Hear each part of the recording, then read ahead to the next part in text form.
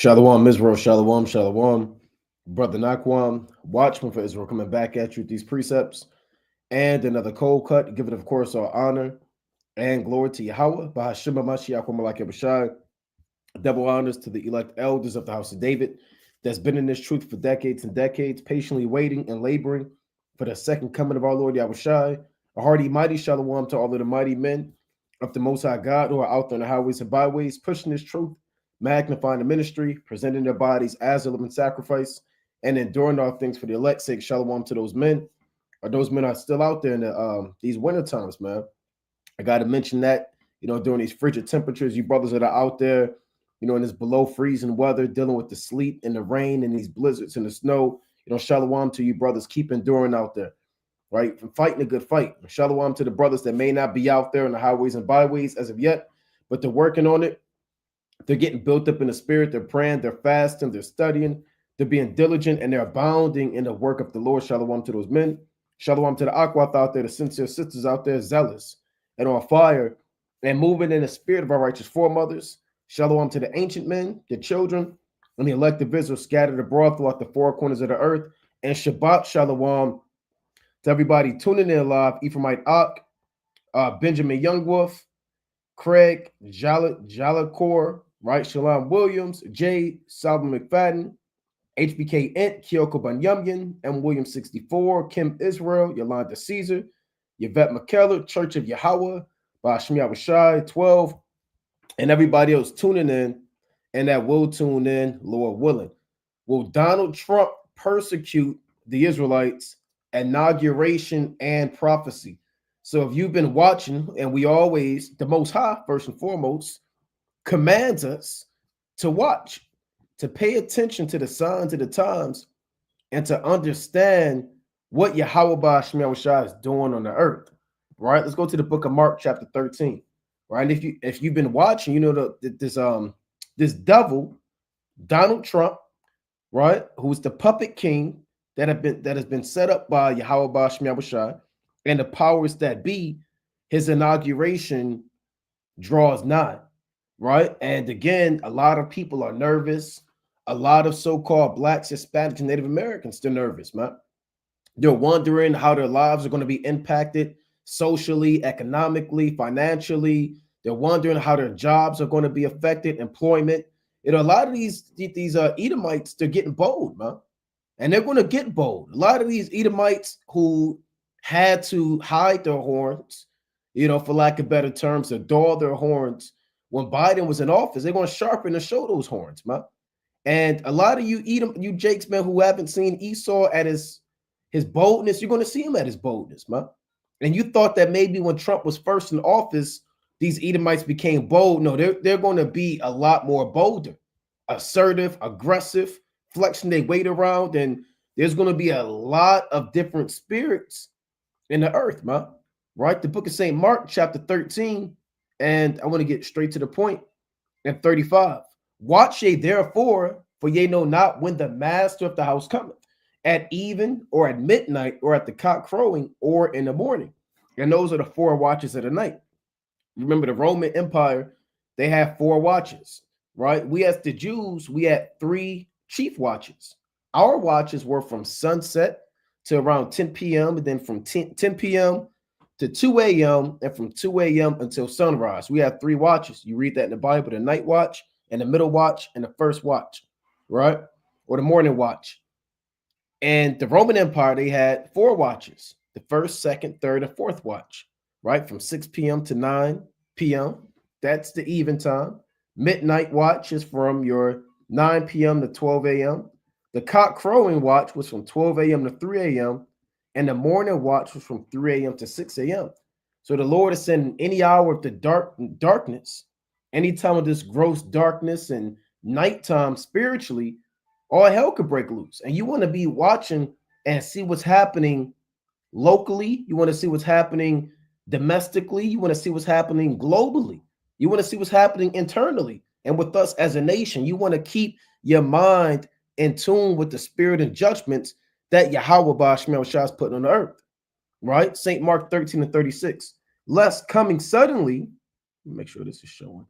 Lest coming suddenly, he find you sleeping. And what I say unto you, I say unto all, watch. Right? And this devil, a lot of people are nervous, man. And the question is, should Hebrew Israelites be nervous? Should brothers who do this work, right? Should they be nervous? Should brothers stop teaching? Should we still go out there? What if they come and try to persecute us? What if you see MAGA flags and MAGA hats and these devils are a little more bold? You know, what's going to happen, man? Right? What's going to happen in Trump's second inauguration, man? And Trump's second inauguration, which draws nigh. And I believe they say it's going to attract, when I was checking it out, it's going to attract over 250,000 people. That's a 250,000 people are going to be in a DC area for this devil's inauguration, right? For this devil's inauguration. And Yahweh Shemel Shai had it set up during a frigid temperature, so they moved it indoors. You know, so you're going to have a lot of commotion, large crowds, a lot of spirits. You already had this assassination attempt, you know, so we're expecting a lot of spirits to be out there in that DC area during this devil's inauguration, right? And we know that inauguration is just a ceremony, really for warlocks and wizards to initiate them into office, man, right? And again, for you brothers that do the work, what should we expect? Right? What should we expect when it comes to this devil's administration being put back in power? Right? Because remember, every president is a puppet king. Right? Puppet kings exist in the Bible. Right? You have, let's flip the deck. First, let's get a precept. Puppet kings exist in the Bible. And a puppet king is someone that's set up by another nation or another entity to rule over the people. And this person is given the image as if they have control, but they have no control at all. Right? This is Ezekiel chapter 17 and verse number, let's start at 5. Actually, we'll start at 1. Ezekiel 17 and 1. And the word of the Lord came unto me, saying, Son of man, put forth the riddle and speak a parable unto the house of Israel. And say, Thus saith Yahweh, a great eagle with great wings, long-winded, full of feathers, which had diverse colors, came into Lebanon and took the highest branch of the cedar. Now, this is a parable speaking about the Babylonian Empire, which is the great eagle with great wings, full of feathers, right? And diverse colors represents all of the provinces and the smaller countries that they conquered.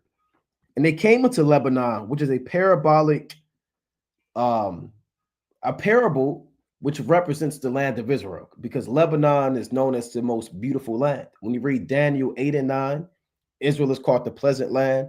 Psalms 48 and 2 on down, it's called the joy of the whole earth, right? Beautiful for situation is Mount Zion, right? So Lebanon is a similitude for Israel, and took the highest branch of the cedar. Right now, the highest branch of the cedar represents the lineage of King David, the Davidic lineage of the nation of Israel. The cedar is the nation of Israel, and the highest branch in the parabolic level represents the Davidic bloodline, the lineage of kings that come from David. He cropped off the top of his young twigs and carried it into a land of traffic. He set it in a city of merchants, right? And that represents the king of Judah, right? Of the southern kingdom that was put into captivity, right? Meaning he took him to Babylon. He took also of the seed of the land, which represents another king of Judah, Zedekiah, and planted it in a fruitful field. He placed it by great waters and set it as a willow tree. So when Nebuchadnezzar came into power, he removed the king of Israel, of Judea, and put the puppet king.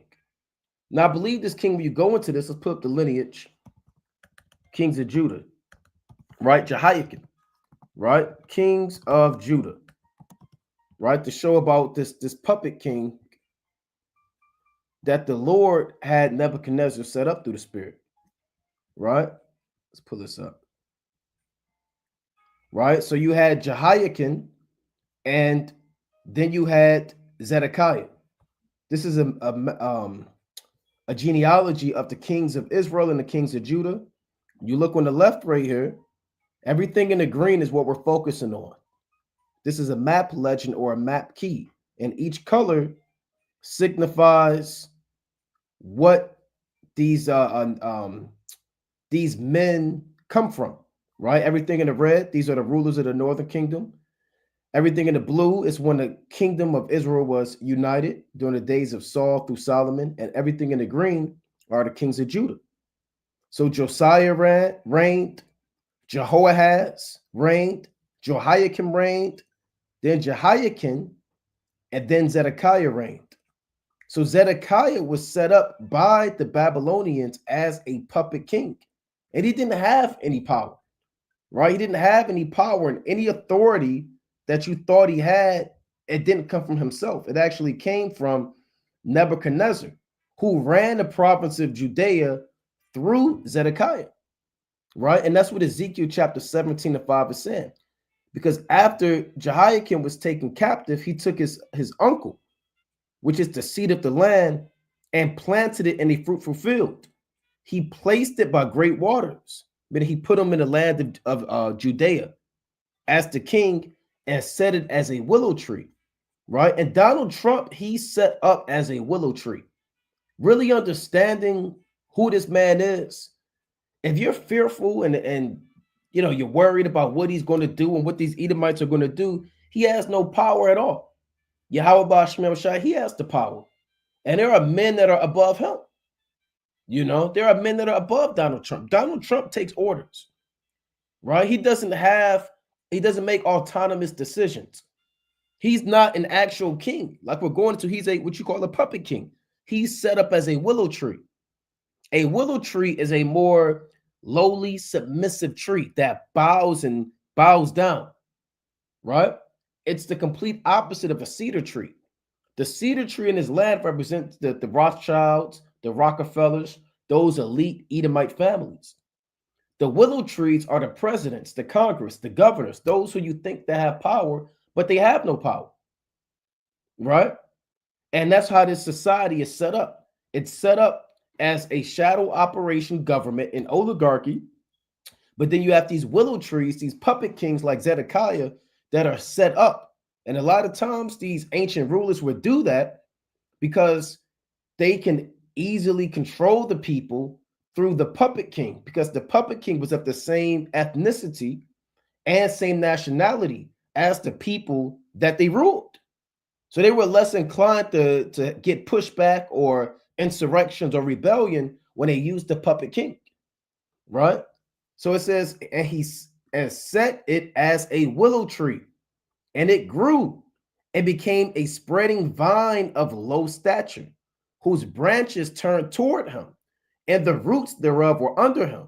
So it became a vine and brought forth branches and shot forth sprigs. So the willow tree receives water and nutrients from Babylon, Nebuchadnezzar II. And that's what Donald Trump represents. He represents a spreading vine of a low stature, right? We know why the Most High set this guy up, huh? And we know that the Most High has revealed unto us that these presidents aren't anybody to be taken serious, man.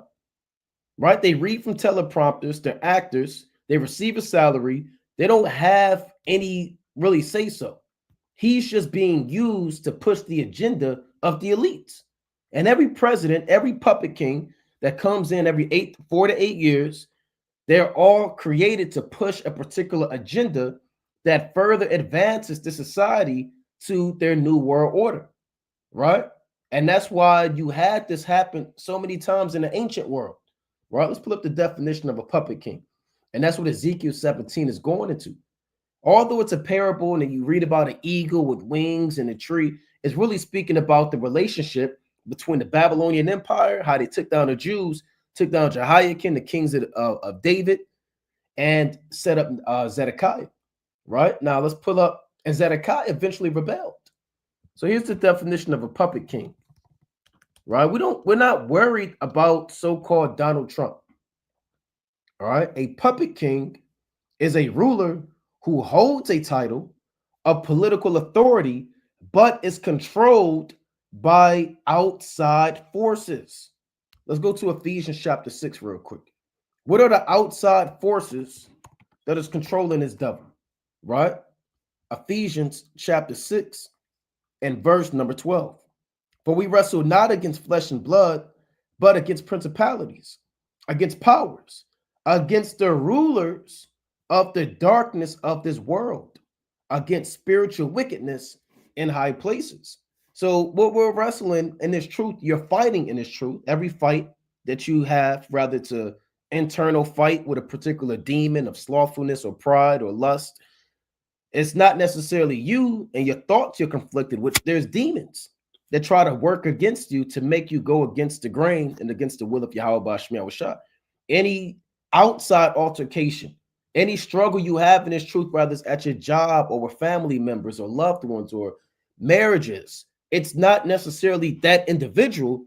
There are spirits operating through those individuals and through you to cause you to get out the spirit. So in this truth, it's not our opposition to make this known. It's not Donald Trump, right? It's beyond that. It's deeper than that. It's against the rulers of the darkness of this world. So you're dealing with spiritual demonic forces that are working through the elites who have given them intelligent design to set up a structure where you think that the president has actual power. These are the rulers of the darkness of this world. These are the outside forces that control these devils, man. Right? So it says puppet kings in real life are people in positions of authority who are controlled by people with more power. Puppet rulers are common and authoritarian settings. Right? So this is something that we understand, that the facade of the so-called American government, right? And the facade of this system. And like we always go into, a lot of people believe that America is truly a democracy, right? They believe that it's truly a democracy and you have a say-so and your vote counted. Your vote didn't matter. The Most High ultimately set this up to begin with, man. Yahweh Shemiah Shai, he set up the way that this society is going to be operated, right? And the Most High set up people to pull the strings, right? Like we always go into, the Most High set up what you call the oligarchy, right? Let's pull up an oligarchy, and they're the ones that pull the strings, right? Through the spirit and power of Yahweh Shemiah Shai. Oligarchy, a small group of people having control of a country, organization, or institution, right? And again, we know that this oligarchy are the elites, right? When we say the elites, the Rothschilds, the big bankers, the Rockefellers, we understand that, right? We understand that very well, right? Through the spirit and power of Yahweh Shemiah Shai. We understand that, man. So yeah, you have Trump coming into power. You have the second inauguration. He took this dark demonic picture, right? This dark demonic picture. If you look at the where's the let me see if I can find Trump in office picture, right? From 20, I believe that what was that, 2020? If you look at the comparison, let's see. I saw a side by side. One of them, he looked like he has 10 more demons on him, right? Look at this. Here it is. Right? This is his damn in office picture, man. Look at this. So they set this guy up, man. So look, man, when you get in there, you take this picture and you look like a demon. And he naturally has demons on him. There's a demon on Donald Trump. right? And I know if you're an Edomite and you're watching this, you're questioning that and you're trying to say, well, what do you mean? There are actual demons working on him. So he can operate on a high level to put a damn spell on the minds of these people, man. All these Edomites, they're under a damn spell. And they have those demons on them, and they are going to get bold, man. Right? These demons are going to get bold. They may be co-workers at your job, man. You know, all that side talk that they did behind your back and maybe in front of you, man. You know, all of the nigger and the black jokes, and that stuff is going to come out, man. You know, so they expect to see a lot of these Edomites start really showing their horns. You know, expect them to start showing their horns because they have those demons on them. Right? Let's go to Psalms chapter 12 and 8. Right? Psalms chapter 12 and verse number 8. It reads, "The wicked walk on every side when the vilest men are exalted." Right? And who's one of the most vilest men? This devil, man. He has been exalted. This guy was an entire actor on a TV. He had his own TV show, you know? So a lot of these guys, they take classes. They have to take, how to deal with the public, how to speak, X, Y, and Z, right? So when the vilest men are exalted, you're going to have the wicked that walk on every side. Not just two sides, every side. Because the wicked feel more comfortable when the vile, wicked men are in power. Because they understand, hey, I could be wicked because my leader is wicked. You know, I can be ungodly because my leader is ungodly. Hence the Sarat chapter 10 and 1. As is the judge, so are the officers. So they know that Donald Trump spirit is against the children of Israel. It's against this ministry. It's against the sons of the living God. It's against just the average Negro, man. Just your average Negro is going to be at odds. This devil plans on signing 100 executive orders, man. I believe he said on his first day, they're going to give him a stack of damn mini papers and documentation. He's just going to sign all these executive orders, man. And you're not going to read all those executive orders. You're not going to be able to access all that and read the fine print and understand how it affects you and impacts your life. But the wicked walk on every side when the vilest men are exalted, man. And again, in 2020, these devils got bold, man. They got bold. So how much more after the so-called president survived the assassination attempt, allegedly, right? How much more now in these last days after he damn defeated what's her name, Harris, and he has 250,000 people showing up to his inauguration, man. Right? This is Ecclesiastes chapter 10 and 1. A wise judge will instruct his people, and the government of a prudent man is well ordered. As the judge of the people is himself, so are his officers. And what manner of man the ruler of the city is, such are all they that dwell therein. So this is true. As the judge of the people is himself, so are his officers. Right? So think about different kingdoms. Think about the kingdom of heaven. Yahushua is perfect. So all of the officers, the 12 apostles, the rest of the men on down are going to be perfect. When you have kingdoms of men that are wicked, look at Ahaz, look at Ahab. Everybody in their kingdom were wicked. So when you have these elites that are in power and they're sodomites, child molesters, murderers, hypocrites, demons, expect all of the men to be in that same spirit, right? Let's go to Proverbs chapter 28, right? Proverbs chapter 28 and verse number 28. When the wicked rise, men hide themselves, but when they perish, the righteous increase. Now, when it says when the wicked rise, men hide themselves, the men that hide themselves are the righteous men, right? Those who fear the Most High.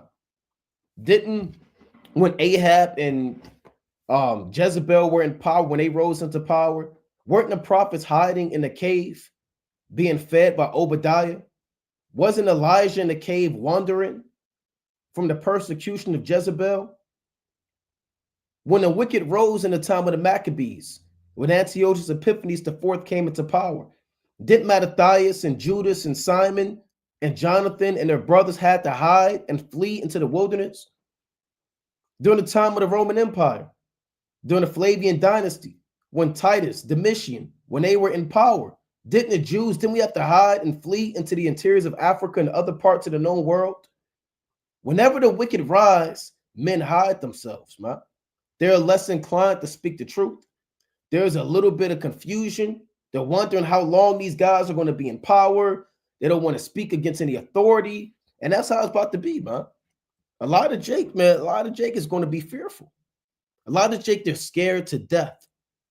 There's a lot of so-called blacks, Hispanics, and Native Americans, even in Israel, they're worried, man.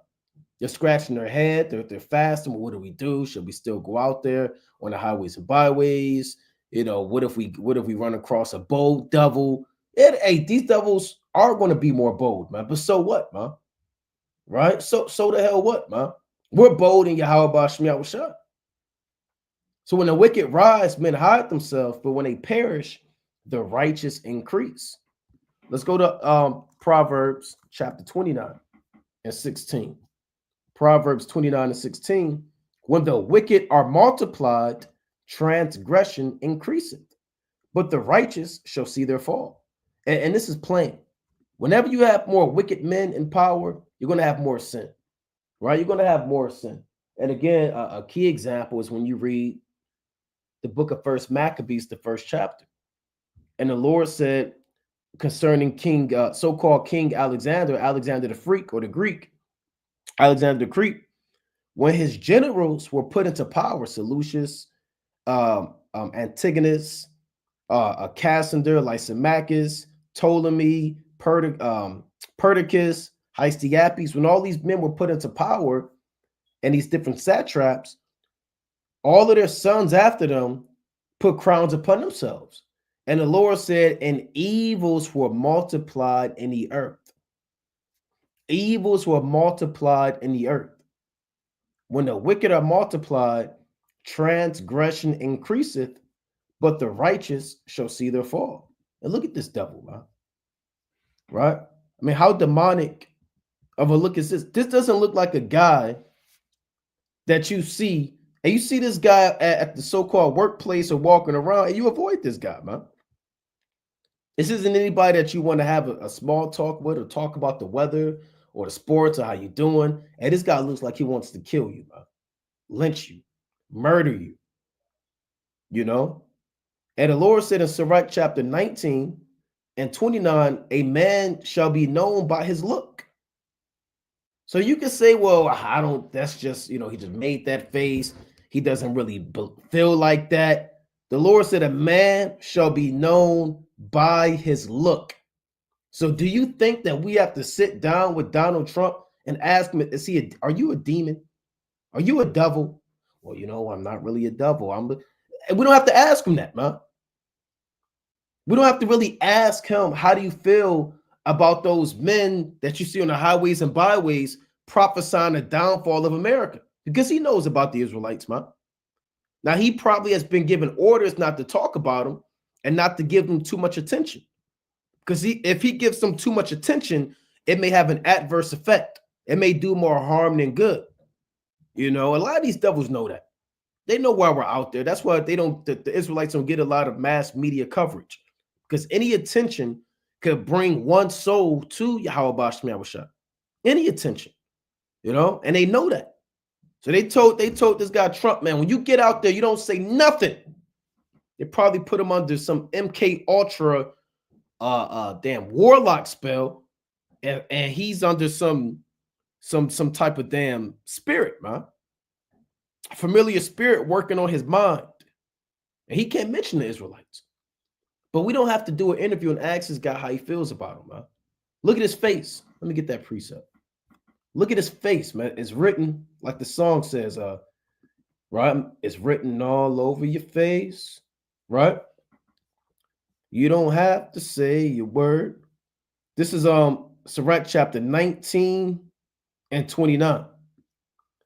A man may be known by his look, and one that hath understanding by his countenance when thou meetest him. A man's attire, right? You got a suit on, three-piece suit on, and a blue power tie, and excessive laughter, and gait show what he is, right? So don't believe the common saying you can't judge a book by its cover, right? And if a guy show up at my house, man, he got a trench coat on and he got a knife in his hand and he's smiling.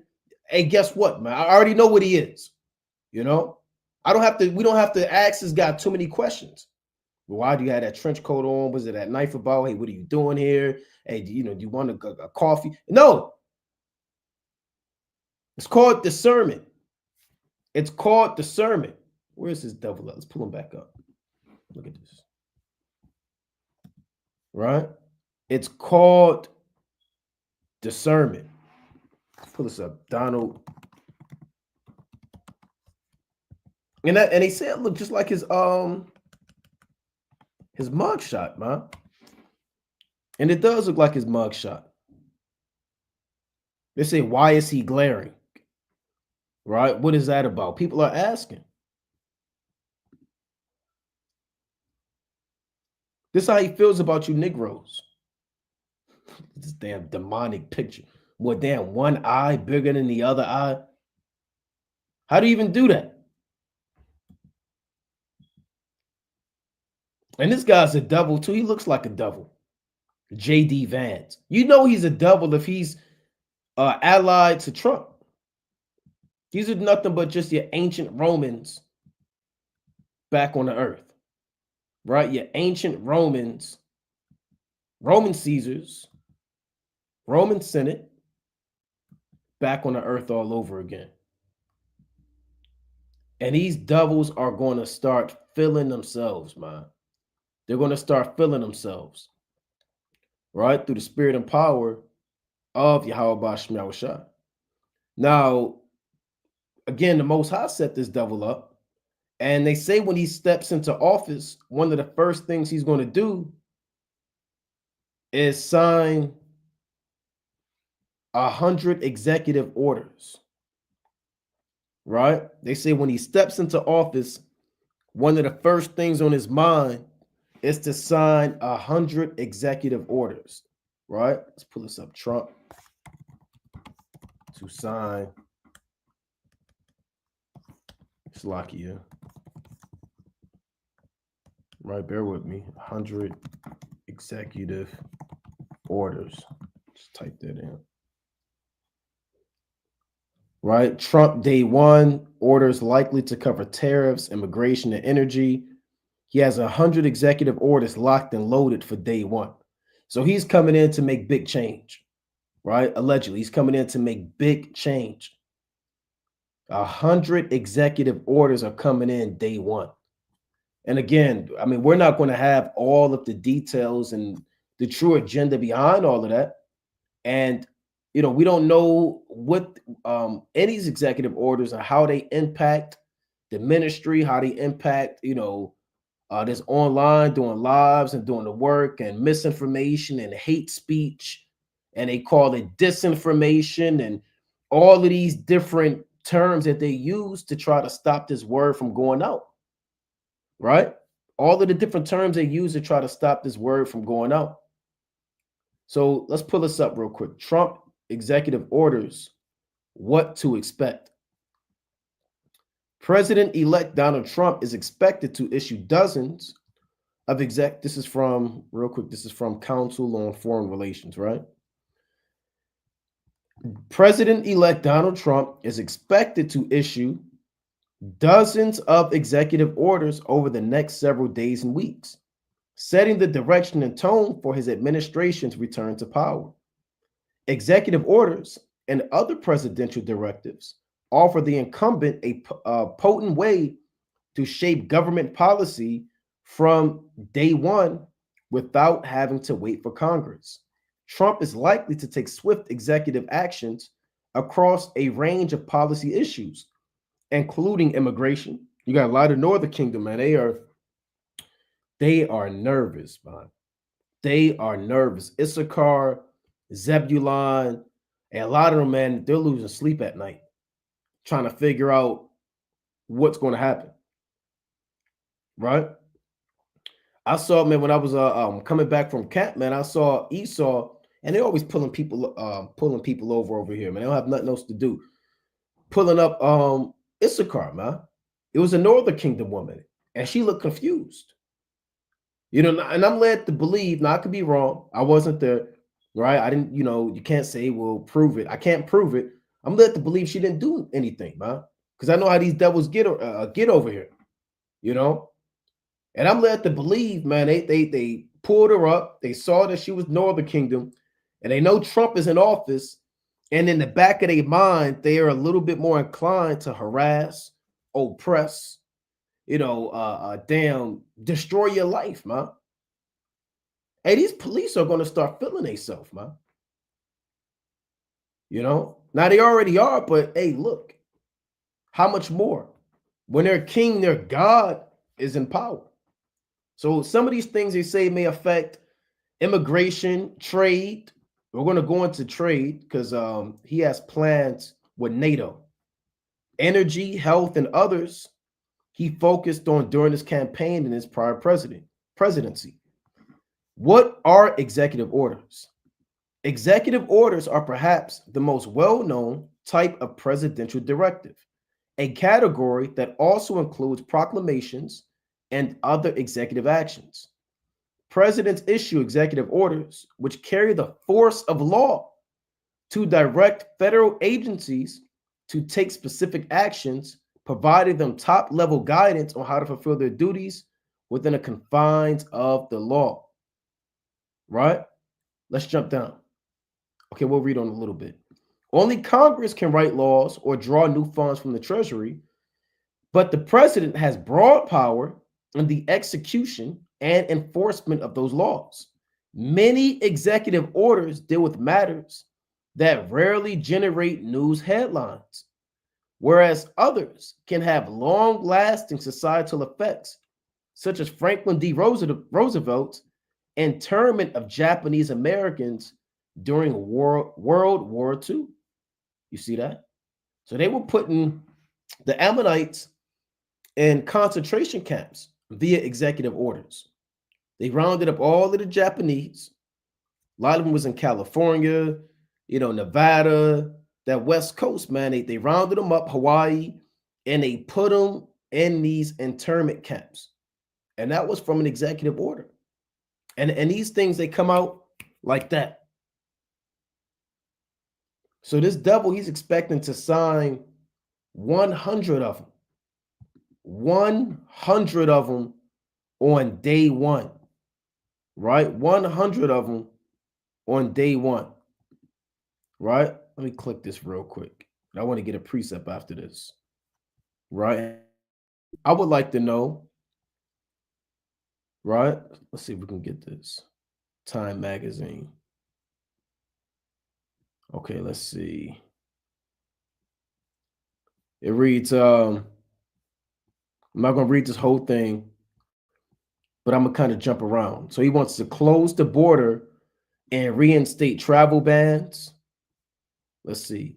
Mass deportation and in birthright citizenship. It says Trump said he intends to launch what he calls the largest mass deportation operation in U.S. history on his first day in the White House.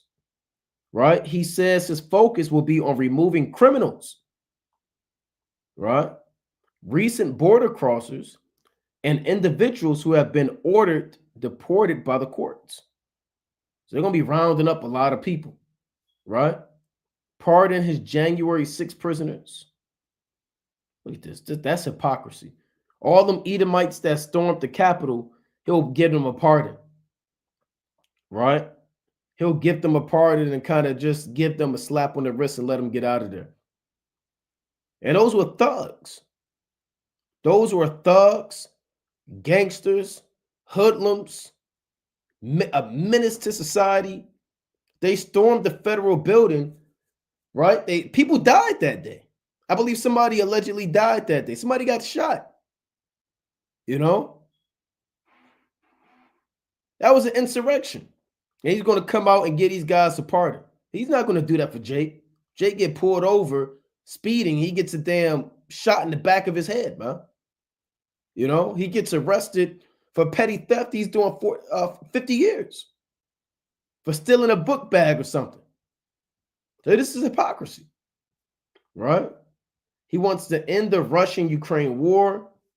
We'll see if that happens. End the electric vehicle mandate and Green Deal policies. Roll back federal regulations. Ban transgender individuals, right? Cut federal funding for woke schools, etc. So we'll see, right, through the spirit and power of Yahweh Bashmiel Shai, and that's day one. And he has what, 4 years? Probably it could be 8 years, if I'm not mistaken. Right? Let's go to Isaiah. First, actually, let's go to Wisdom of Solomon, the 2nd chapter.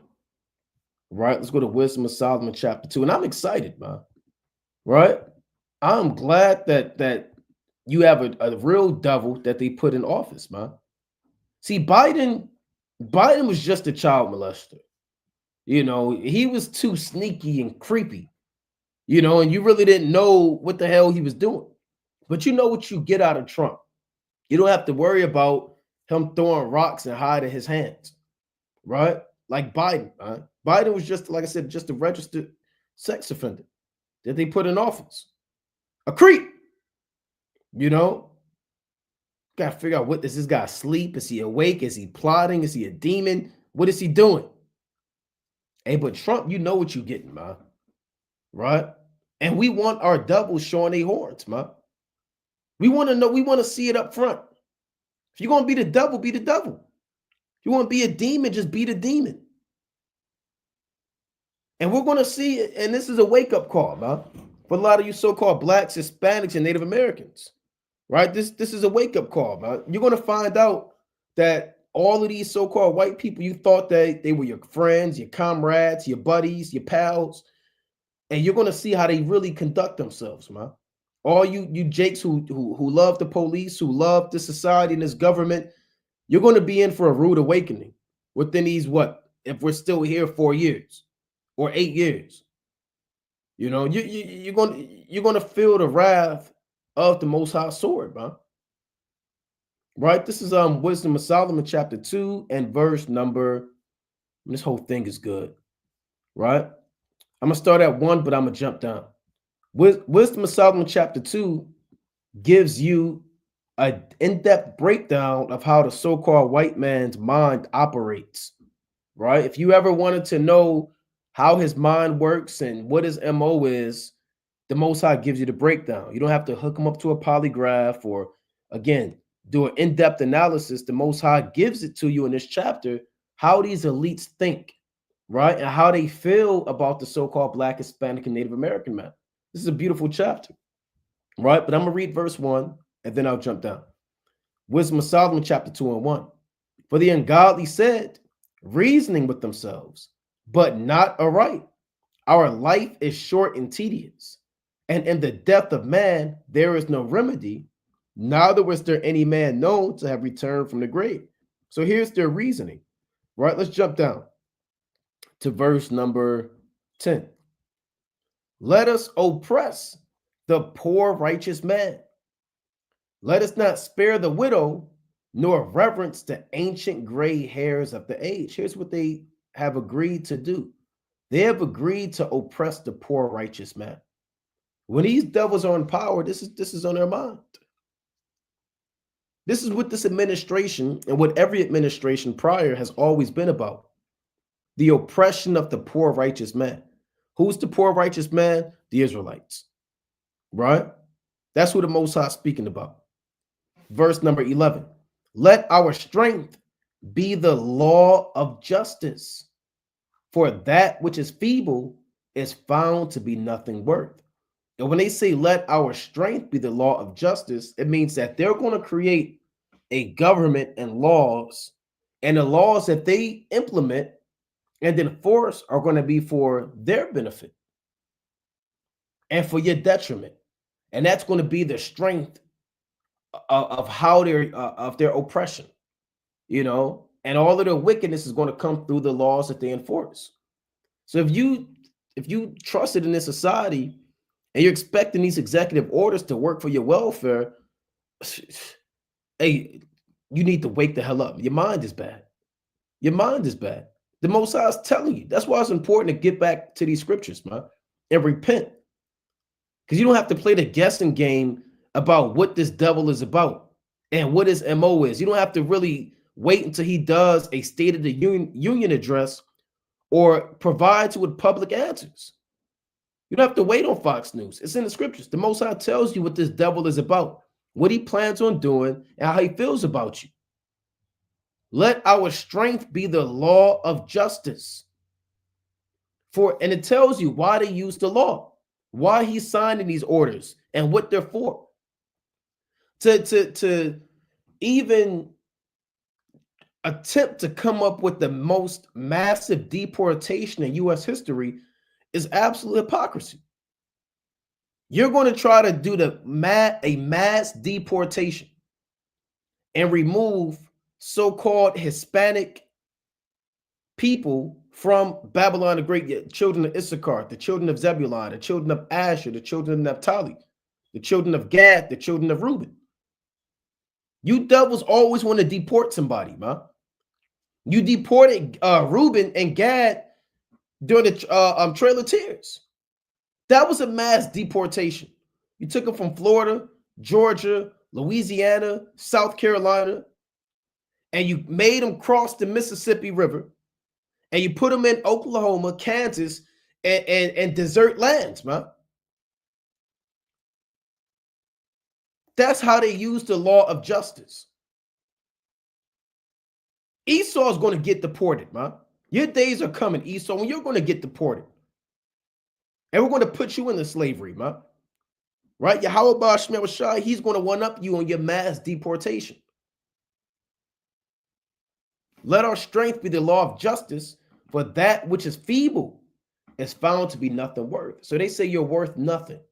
You're feeble. You're insignificant. You don't have a government. You don't have a God. We have guns. We have weapons, and you're worth nothing. And since you're worth nothing, there's nobody here to save you. Therefore, we can use the law to justify our wickedness.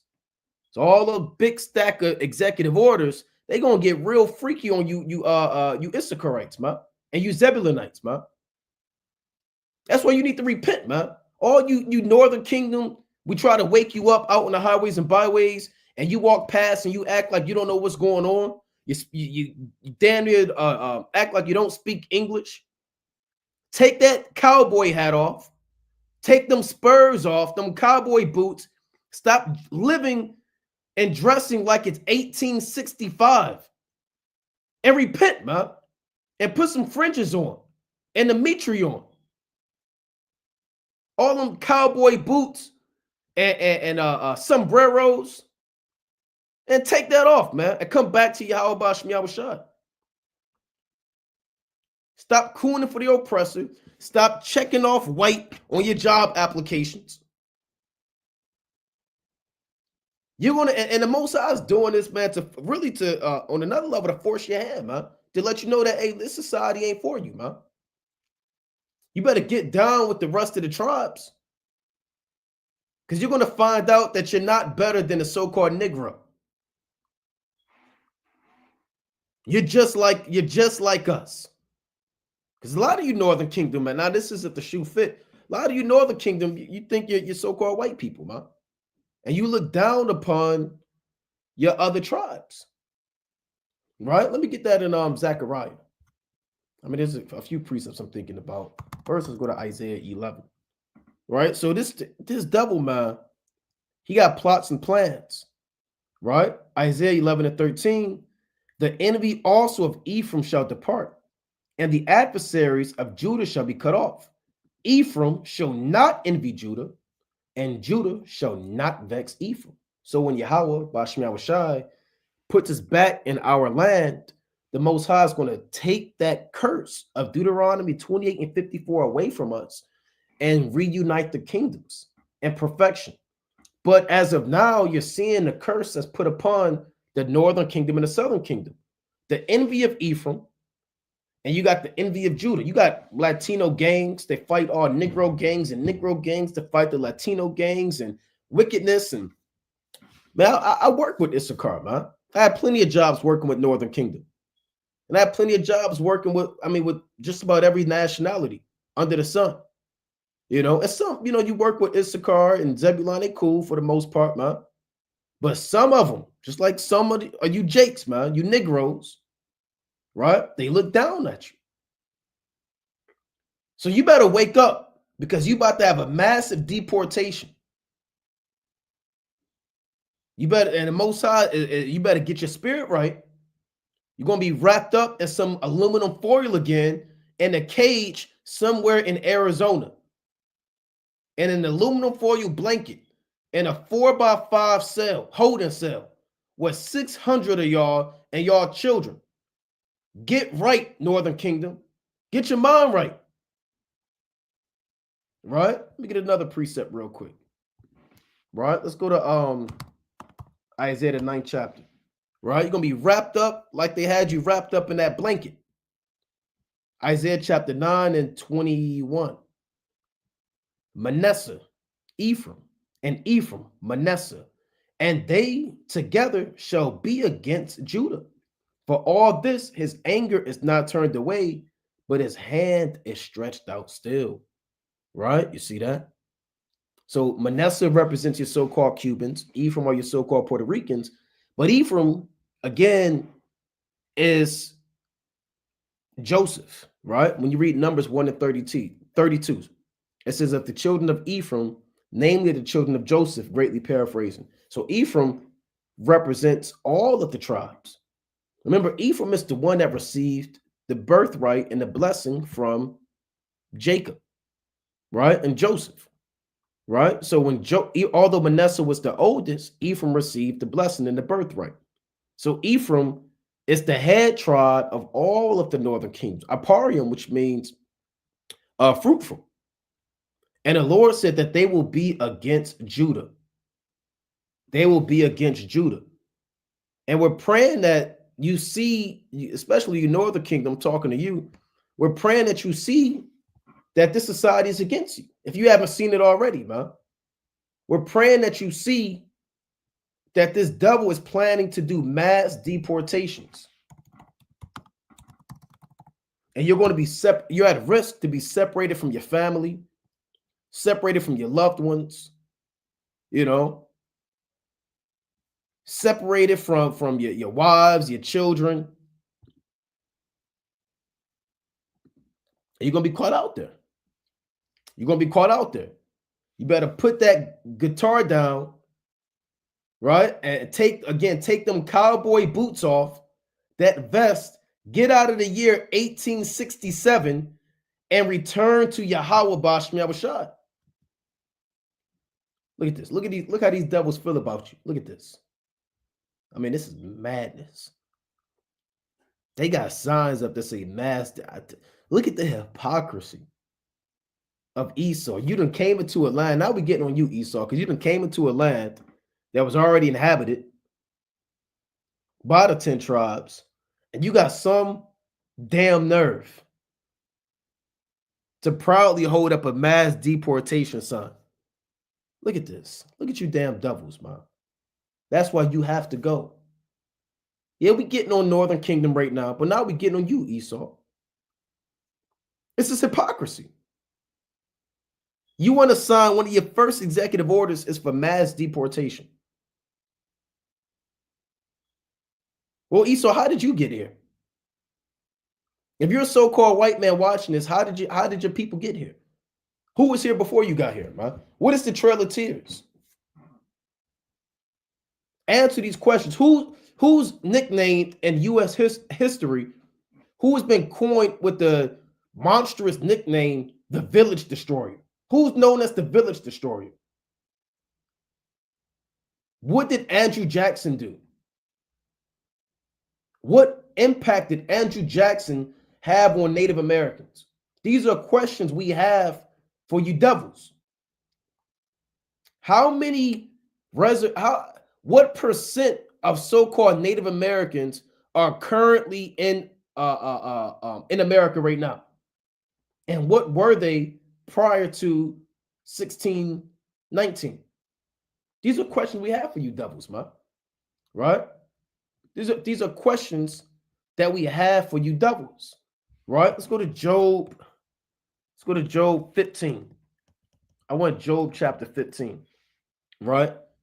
Job chapter 15 and verse number 34. For the congregation of hypocrites shall be desolate, and fire shall consume the tabernacles of bribery. And all you Edomites, you devils, right? Yeah, you're the devil. You represent the congregation of hypocrites, right? What is a hypocrite? A hypocrite is someone who says something, but they do the complete opposite, right? Somebody that says that they're of God, somebody that says that they want to do the right thing, but they're double-tongued and they do the complete opposite. So it's absolutely hypocritical for you to want to deport the children of Issachar and Gad and the 10 tribes, but not deport yourself and all these damn devils. And all of y'all who came into this land, y'all should be deported. If you're going to deport all of the northern kingdom, somebody should come. You should be fair. Be fair and have another nation come here and hold and deport you.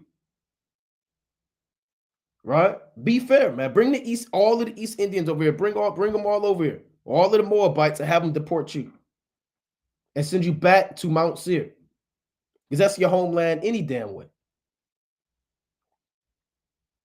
The Lord said they conceive mischief and bring forth vanity, and their belly prepareth deceit. And that's their mind. Right? So they got these mass deportations. Look at this. Boy, man, Issachar, you are, look at this. Look at this. They smiling so hard. Right? These devils, man, they feeling they self. Now, is that a Northern Kingdom, brother? With a mass deportation now, son? Now, I don't know if that's Northern Kingdom or not. He could come out and say, no, I'm not. I'm East Indian. I don't know what he is. Right? Hey, but he got a mass deportation, son. So it's going to be a lot going on, man. Right? It's going to be a lot going on. And that's absolutely hypocritical. Right? That's one of the first things he wants to do. Round you up. All you Negroes or you Northern Kingdom, you in front of Walmart at 5 in the morning, looking to build a patio for $4 an hour. You're not going to be in front of Home Depot. You need to repent and get right with Yahweh Shemiah Shah. All that Cerveza, Modelo, you know, you need to repent, man, and drink some wine and eat your lamb for Passover. Get your spirit right, or you're going to be caught out there, man. You're going to be caught out there, right? So that's one thing that this devil plans on doing, right? That's one thing that this devil plans on doing. And again, he wants to sign a plethora of executive orders, man. And again, these are just day one. So like these are just day one. Right? And how many are going to be on day 2, day 3? And again, this devil has what? 4 years. Now the Most High obviously can cut the time short and destroy this place, and we're praying that he does. You know, but on one hand, we are excited that this devil is in office because we get to see the devil for who he is. And a lot of things that he does, it should really trigger the mind of the so-called Black, Hispanic, and Native American man to understand that this society has always hated you. You know, if you didn't see it in 2020, hopefully you see it now. All you people that trust in America, that love the so-called white man, you're going to find out that the so-called white man has never loved you. You know, and this is good. It's good that you see him for who he is. It's good that you experience the judgments and the wrath of Yahweh Bashmi Awashad. So you can wake the hell up. Right? Let me go to and that's why the Most High has always used the so-called white man. He's always used these nations as a means of correction. Right? Let's go to Habakkuk, the first chapter.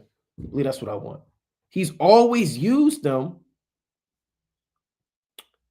for correction. Right? This is Habakkuk chapter 1 and verse number 12. Art thou not from everlasting, O Yahweh, my God, mine holy one? We shall not die, O Lord. Thou hast ordained them for judgment. Almighty God, thou hast established them, it's like for correction. So why are they established, man? Right? They are established simply for correction. That you can understand that you need to repent and get right. That you can't put your trust in this society and make a covenant with death and trust in vain robbery and lean your hand upon Egypt. The Lord has created this devil to let you know, man, that only the Most High can help you.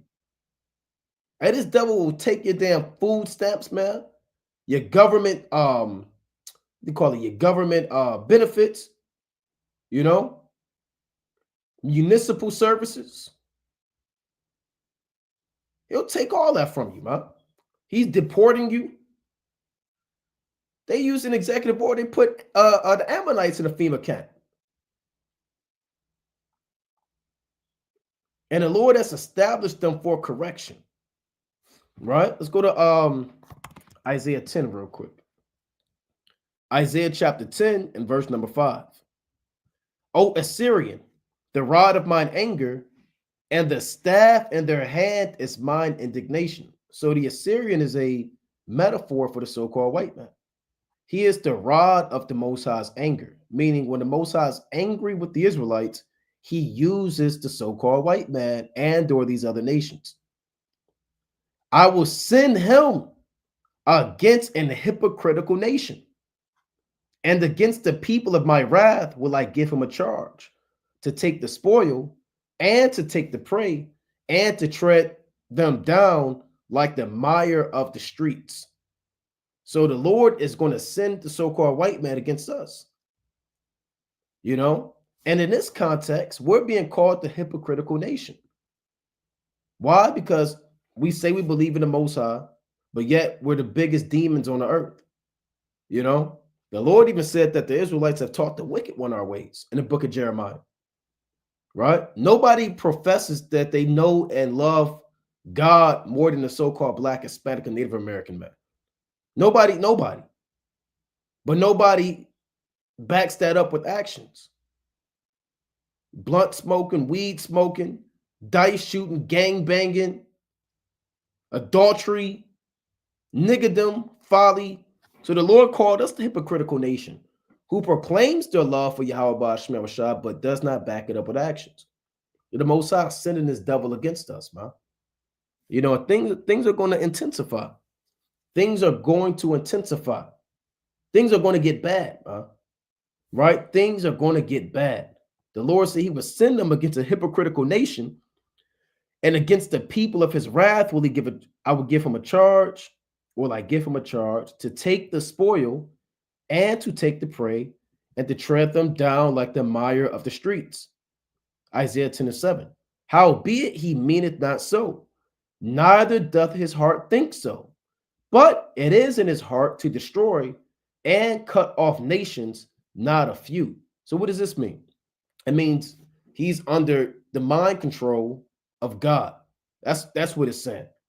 These decisions of mass deportations, of FEMA camps, of saying you're going to bring back the guillotine, of all of these things, this isn't in his mind. This isn't Donald Trump's decision, right?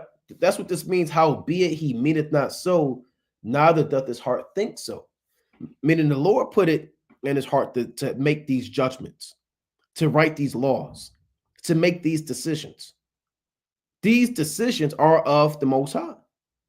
As it is written in Proverbs chapter 21 and 1 on down, the king's heart is in the hand of the Lord. As the rivers of water, he turneth it whithersoever he will. So every decision is made by the Most High anyway. And the Most High put it in his heart to destroy and to cut off many nations. That's why they move the way they move, because the Most High has programmed them to move in that fashion. It's not because he's a genius. Stop trying to stop praising the so-called white man so much, man. Like he's some great guy and he's so intelligent, right? This is up to Most High, right? These decisions are of Yahweh Shmi Awashad. So this is another thing that let me pull this up. This is Trump's Project 2025. This is from June 2024. Trump's Project 2025 agenda would hurt Black Americans. So I'm gonna jump down into this real quick. They put together this article about when Trump comes into office, how it's going to impact Black Americans. We're not Black Americans. We just got on Issachar for about God knows how long, and Zebulon. Now we get on you Judites, man. You're not a Black American, man. You're not a color out of a crayon box, right? And a derivative of a white man's Edomite's last name, man. America's Vespucci. You are an Israelite, the children of the living God. Banya Sha'ala, right? So let's jump down real quick. I'm gonna read a little of this first part, but I'm gonna jump down. Donald Trump and his extreme far-right Project 2025 allies have made it clear that in a second term, they will make America a dangerous and dystopian reality for Black Americans. So they're saying when Trump is in office, America, as if it's not a dystopia already or dangerous, they're going to make it a dangerous and dystopian reality. So you got two types of worlds that you can live in. You can live in a utopia when everything's perfect and blissful and full of love and compassion and unity, or you can have a dystopia, which is the complete opposite. And there's darkness and confusion and wars and desolation, right? The Most High said, let me actually pull this, let's get that etymology of dystopia. If you ever watched a dystopian movie, they're usually like post-apocalyptic movies. And they usually show like the Book of Eli, or the movie The Road, or Mad Max, or those different movies that show what life is like after World War III, or after a nuclear holocaust, or after some massive disease, pandemic, right? And they usually create a dystopian society, right? So here's the etymology of it. Imaginary bad place, from dis meaning bad, right? Or abnormal, and topos meaning place. So dystopia literally means bad place. Utopia, right?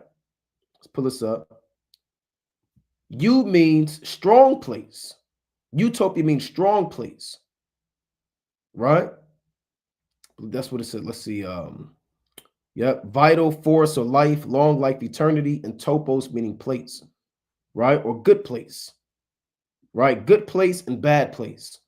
So what they're saying is, let's pull this back up. They will make America a dangerous and dystopian reality for Black Americans, which means it's going to get worse. You disenfranchised Israelites, man. Scattered abroad, confused, poor, broke, distraught, just trauma, poor, impoverished, in captivity. It's going to get worse. The Black community suffered under Trump's MAGA extremism. And now the looming threat of his Project 2025 plans include a draconian abortion ban that disproportionately affects women of color, ripping any lower prescription drug costs and healthcare access that has increased insurance rates for Black Americans to a record high. So let me see who wrote this. Marcus W. Robinson, because their mind is bad. Right? Let's pull this guy up. Who is this? Let's pull this up. Right? Senior spokesperson. You see what his concern is? Yeah, that's this guy, I believe.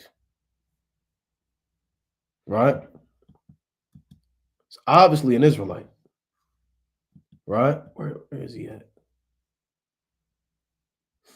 Right? Senior spokesperson. So this is the problem, man.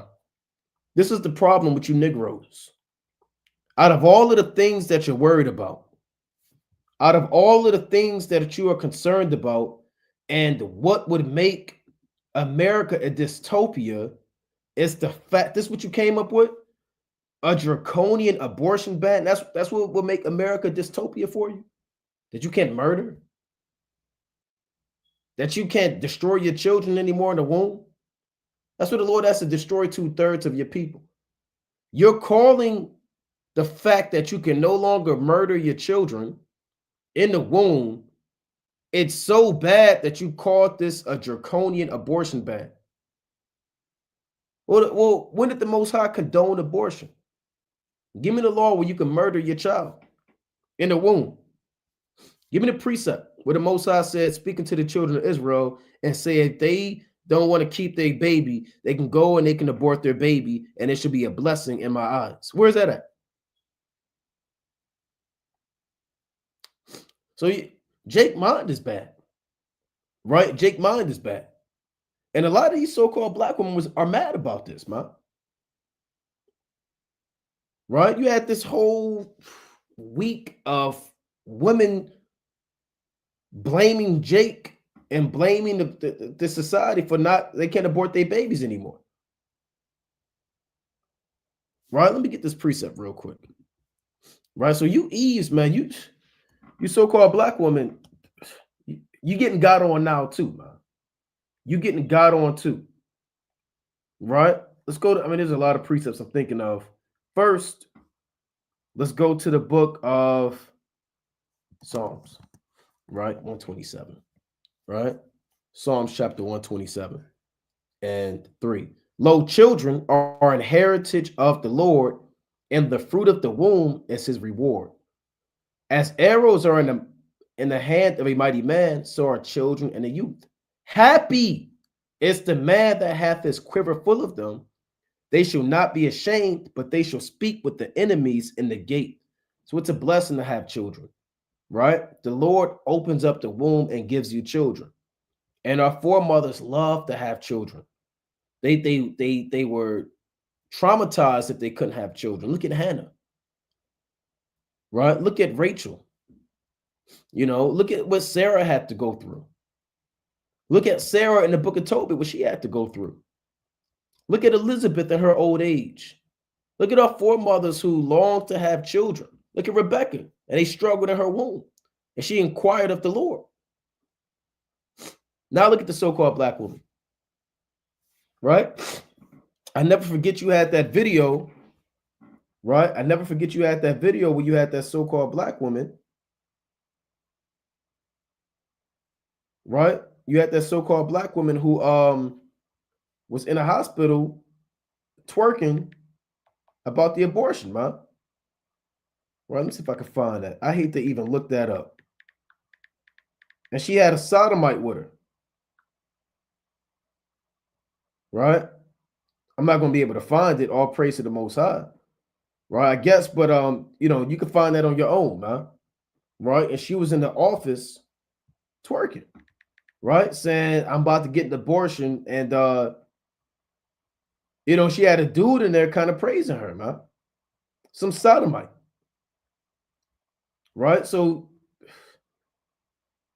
you so-called black women, you need to repent, right? And stop opening up your legs in these club bathroom stalls for every dude that got money, so-called you think got money, right? Trying to be famous, trying to freak off. Oh, you see that? Coming in hot. I don't know how the brother Kasadia found this so fast, right? I'm not going to ask him that. Hey, but the mighty brother sent it, man. Right? I know he over there, right? But he got this. I'm not going to say he had it, right? But he found it and he got it. Now check this out. Right, the water for that. Right, so check this out. And I want to let you bitches know that I'm about to get hold on. Abortion. And hold I want to let you. This stuff. This is so disgusting. Hey, can you send this to me on so-called Twitter King if you still on, so I can play it off the off of here, right? But this is what we're dealing with, man. Here's what we're dealing with. And I want to let you bitches know that I'm about to get my abortion right now. I don't give a fuck. Judge who you want, bitch. Fuck them, bitch. Fuck them, bitch. Fuck that nigga. I'm not having no kids by that nigga. Okay. All right. Now this is graphic. Let me preface this, right? A disclaimer. If you got children watching, tell them to go in the other room, right? Put them to bed, right? Put them to bed, right? So let me pull this up real quick. If you got children, put them to bed, right? Put on Veggie Tales, right? Put it on, and I'm about to play this real quick. The Water King, right? And this is you so-called black woman, man, right? So, sometimes, man, you look at this inauguration and you look at Trump being in office and you see how the Most High is using him, man. The Most High is using him to get on Northern Kingdom. He's getting on a so-called black woman. He's going to get on the Israelites, right? He's getting on everybody, man. Right? So let me play this clip real quick. And I got to sign in to confirm my age and all. This is madness. Right? Bear with me. Right? Bear with me through the spirit and power of Yahweh and his only begotten son, Yahweh Shai. Right? The King of Kings and the Lord of Lords, man. Right? Well, I'm going to just play it the way I've been playing it. Right? That's all right, King. The water for sending that, though. Right? Let's play this again. Right? Let's play this again. Because they wanted me to go through a lot of loopholes. And I want to let you bitches know that I'm about to get my abortion right now. I don't give a fuck. Judge who you want, bitch. Fuck them, bitch. And who's that dude saying duh in the background? Right? And I want to let you bitches know that I'm about to get my abortion right now. I don't give a fuck. Judge who you want, bitch. Fuck them, bitch. Fuck them, bitch. Fuck that nigga. I'm not having no kids by that nigga. You can see it from the back. Everybody know that.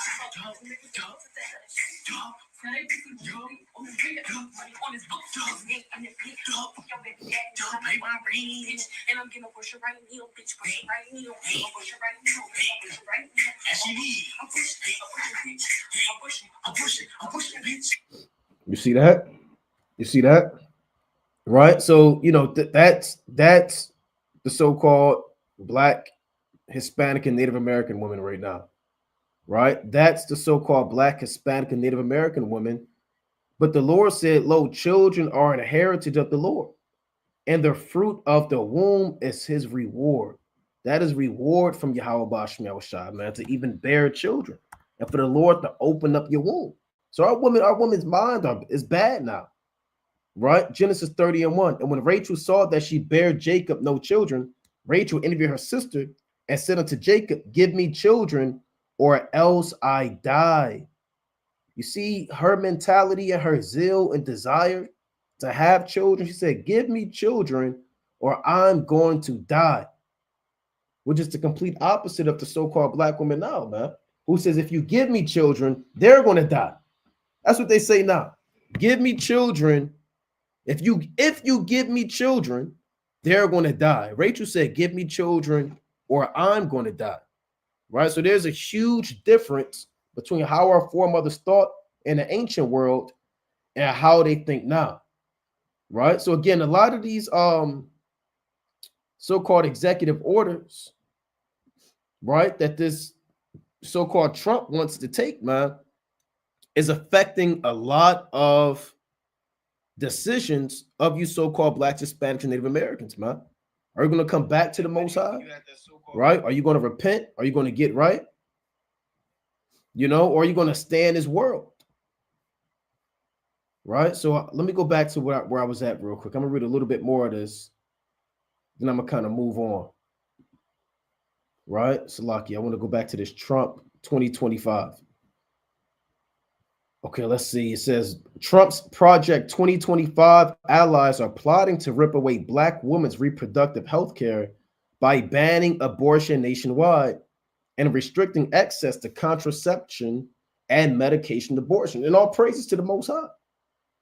All praise to the Most High. A lot of these so-called Black women are hot, man. Right?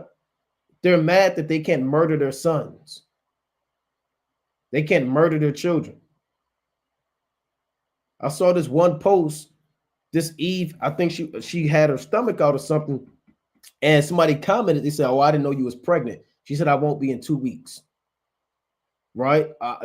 Implying that she's about to murder that child. Right? So let's jump down. Right? He called this a dystopia because you can't murder your child anymore. This is madness. Right? Madness. Okay, it reads, what else is going on? I'm not going to read this whole thing. Research shows that mandating work requirements only fuels racial inequality, given the discrimination against Black Americans that exist in low-wage markets. So they're speaking about your financial situation. It's going to be affected. Debt relief, right? What else? If you're on low income, vouchers. So there's a lot of privileges that could potentially be affected under Trump's administration, right? Here was another article that we saw. Project 2025 will upend the lives of Black Americans, right? Will upend the lives of Black Americans, right? Now, again, I'm not going to read this whole thing, but you can kind of read it on your own, right? Let's see. Bear with me. So they're talking about the school system, your child in the school system, Pell Grants, right, are going to be limited. A lot of you, Jakes, you're not going to be able to go to college without that Pell Grant, right? I remember that Pell Grant, man. And that Pell Grant kind of, helped you out, man. So you're not going to be able to get that funding to go to college, to be able to provide for yourself. You're going to be caught out there. You're going to get caught out there. So if you want to read more about a lot of these different judgments, for lack of better terms, that are going to come with Project 2025, you're more than welcome to read it, right? More with Donald Trump. NATO won't back Trump's new defense spending target, but will raise its sights.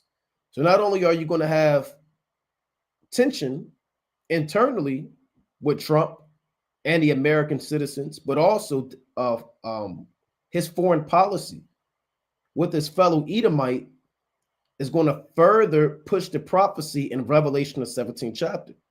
Trump went so far as to even saying that he's willing to break off from NATO. He went out and said that.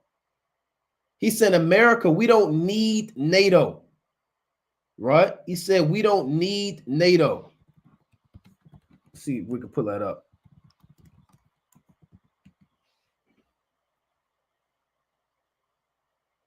They say he could quit. He could break off from NATO quietly. Trump may have a way out of NATO. Right? So we'll see, man. We'll see how this relationship goes between NATO and America while Trump is in office. Because ultimately, what does the prophecy say? Let's go to Revelation, the 17th chapter. What does the prophecy say concerning Trump? And really concerning America and NATO and the EU. This is Revelation chapter 17 and verse number 16. And the 10 horns which thou sawest upon the beast, these shall hate the whore, and shall make her desolate and naked, and shall eat her flesh, and burn her with fire. So the 10 horns represent the European Union, right? Which and their military arm is NATO, right? The North Atlantic Treaty Organization. That's a military alliance with predominantly Western European countries and Canada and America right across the ocean. Now, with the tension of America and NATO, you see that NATO is slowly starting to have boldness to come against America, and America is willing to break off from NATO. Now, this prophecy is letting you know that those same 10 horns, NATO, which are your Western European nations predominantly, they're going to destroy America. They are going to destroy America and shoot their missiles and destroy the society along with the help of these other nations. Verse 17, for God hath put in their hearts to fulfill his will and to agree and give their kingdom unto the beast until the words of God shall be fulfilled. And we keep reading how the Most High is working through these nations. For the Most High hath put in their hearts to fulfill his will. And the only reason they're in alliance now is because the Most High made them do that. After World War II, the Lord made them create NATO for prophecy. And the Lord is going to have them break apart. Right? And he's going to have them break apart ultimately until they're used as a vessel to destroy America. Now, let's read a little of this article right here. Right? This is from Euronews. European defense ministers say Trump's NATO spending target is unrealistic. Let's jump down. And America is the leader of NATO. As much as, these European nations won't publicly admit it, they know America calls the shots, right? They know that if America say we going left, they got to follow, right? America's the bread and butter, right? So they're kind of scared to speak up against America. And America is laying out a lot of different decrees to NATO. And NATO's like, look, man, we sick of this, man. So sick of you, damn America, man. You keep leading us into war. You getting us involved. You making us blow our money. Hey, enough is enough, man. NATO's kind of feeling themselves a little bit now. And they're kind of telling America, hey, look, we're not going to be complicit with this thing, man. We're not with it. Right? This says U.S. President-elect Donald Trump has called for NATO's 32 member states to spend 5% of their GDP on defense, up from the existing target of 2%. So they're telling them you got to spend more money. That's like me going to a brother's house and saying, look, I know you got this money for your rent, but here's what you're going to do now. You take that money, and I need you, instead of spending that money on your rent, I need you to buy a bunch of guns and buy this. And the brother might say, look, man, I'm not spending my money on that. Right? I got to keep my lights on, man. My heat going, my electricity going. And I say, look, I'm not asking you, I'm telling you. Instead of paying rent this month, take that money and buy guns. Whoa, hold on, brother. Hold, brother. Right now, you're doing too much, brother. I'm not going to do that. So that's where America and NATO is at. America's forcing them to spend money the way they want them to spend money. So let me go to Daniel, the 7th chapter. Who the hell does America think they are, man? What kind of man could do that? To go into your country, to walk in there with his chest out, say you're going to spend your money this way, man. Take your damn wallet from you, write out your budget plan,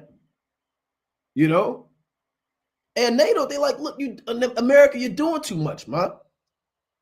We're not spending our money like this. right? Let me go to Daniel, the 7th chapter. We bring this precept out a lot. So NATO, they fed up, man. They are fed up with the society. That's Daniel 7 and 8. Leave. Come. Daniel chapter 7, right? And verse number, actually, that's not what I want. I want verse 20. Daniel 7 and 20.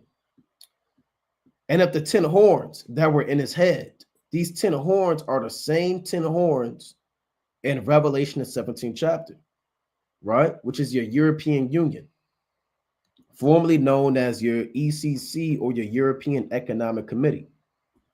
And if the 10 horns that were in his head, and if the other which came up, which is America, and before whom 3 fell, right? Britain fell, Spain fell, and France fell. Even if that horn that had eyes, and a mouth that spake very great things, whose look was more stout than his fellows. And this little horn is America. And they speak very great things. The great things that they speak are wicked things, claiming that they're the Most High, that they're Yahweh Shai, they're the angels, they're the Israelites, they're the real Jews. And the Lord said they have a look that's more stout than their fellows. The fellows are the other horns. Another word for a fellow is a companion or a friend. America has a look that's a little bit more fatter and stouter than the rest of the European allies. So if America say we're going to war, everybody got to go to war. If America say we're not going to war, and you want to go to war, and you're like Germany or England, you better watch what you're doing.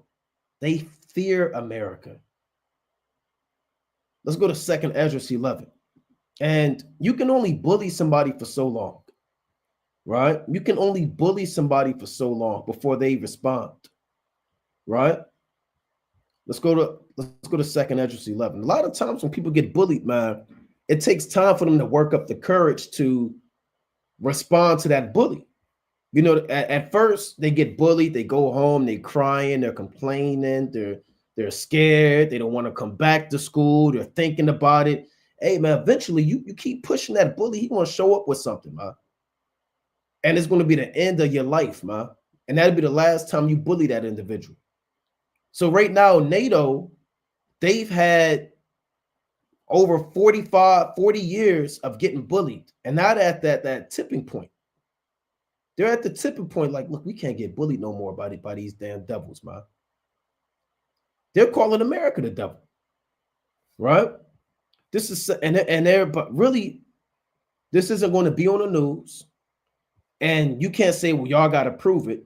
Well, we can't prove it, but we believe, right, that there's a lot of secret plots and plans going on in meetings with Western European countries that America is not aware of, right? That's in the book of Obadiah. So Germany, England, Spain, France, Luxembourg, the Netherlands, Denmark, Greece, Italy, all of those nations, they're plotting against the United States as we speak. And they have plots and meetings and think tanks independent of America's influence. You know, this is 2nd Ezra chapter 11 and verse number 40. Right? It reads, actually, I want to jump up. This is 2nd Ezra chapter 11 and verse number, let's see, 32. 2nd Ezra 11 and 32. But this head, now this vision, right, real quick, is a vision of the Roman Empire. When you read 2nd Ezra, the 11th chapter, and chapter 12 is the interpretation. This eagle consists of 3 main components. It consists of 12 feathers, then it consists of 8 contrary feathers, and 3 heads. And the timeline of this eagle is from Julius Caesar all the way up until the days of Gog and Magog in Russia, right? It includes America. It includes NATO and the EU. It includes the 12 Caesars. It includes from Nerva to Romulus Augustus. It includes all major Edomite powers that have existed from the time of Julius Caesar up until these last days we're currently living in, right? It consists of this is a more in-depth breakdown of Daniel, the 7th chapter. So Daniel 7, we read about the little horn. That same little horn in Daniel 7, you can read about it in 2nd Ezra 11 because it's a breakdown of that vision, right? So 2nd Ezra 11 and 32 is about America, right? And we've done breakdowns in this entire chapter before, right? But I just want to bring that out. 2nd Ezra 11 and 32. But this head put the whole earth in fear and bear rule in it over all those that dwelt upon the earth with much oppression.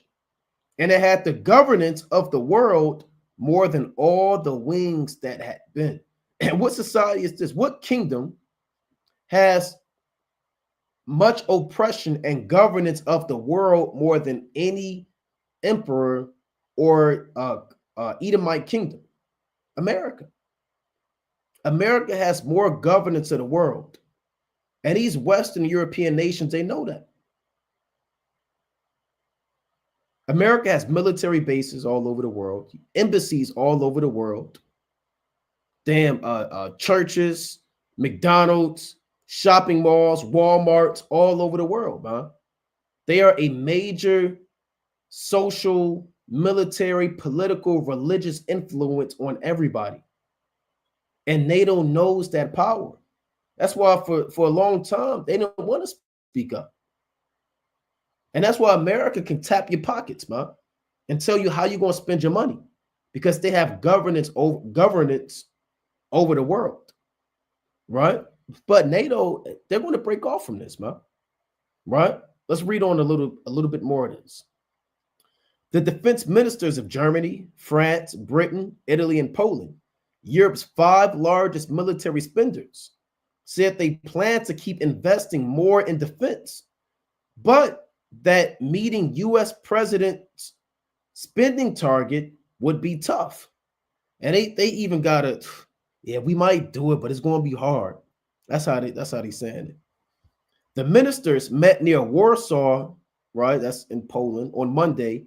And we got the Trump Act called for members of the military alliance to spend 5% of GDP on defense, up from the current 2% goal. This meeting, the second in a newly established format, initiated after Trump's re-election in November, focused on maintaining support for Ukraine. You see that? And enhancing its domestic weapons production as European leaders brace for potential shifts in U.S. policy. So why do they want them to spend more money? To further this war with Russia. America, they're pushing for a war with Russia. Right?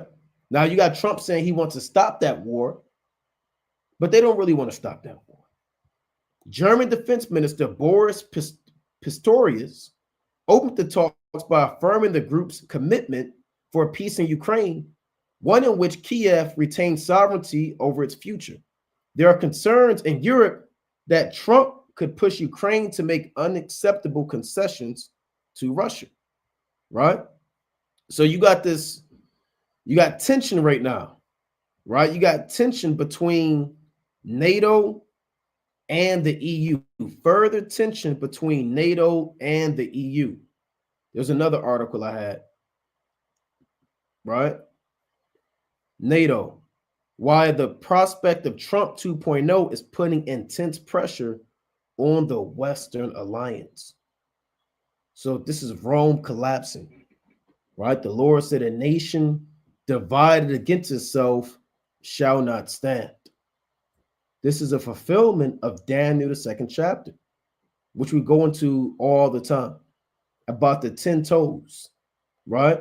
The 10 toes being partly strong and partly broken. You have pressure, right? You have pressure between the West and America, right? Donald Trump's return to the White House poses existential questions for NATO. Divisions in the West over how to deal with the Russian-Ukraine war have figured prominently since Trump won re-election. But it is transatlantic burden sharing that could be NATO's biggest concern. During his first term in office, Trump was unabashed in his criticisms of the transatlantic alliance. Boiled down to one key message, NATO, Trump argued, was a club of delinquent allies leeching off the generosity of the United States. Look at that. Talking about the Lord says, sweet language multiplied friends, right? And this isn't sweet language, man. You call your comrades in war delinquent allies, leeching. You a leech, right? How you go to war with these brothers and you call them y'all are delinquent allies? They're calling England, France, Germany delinquent allies, leeching off the generosity of the United States. Let me get this precept real quick, right? Imagine hearing that, man. And that'll make a brother not want to deal with you anymore, man. You really a leech, man. You just been leeching off me the whole time, right? Brother smile on your face, but he really think you a leech, man. This is Ecclesiasticus chapter 22 and verse number 21. 20.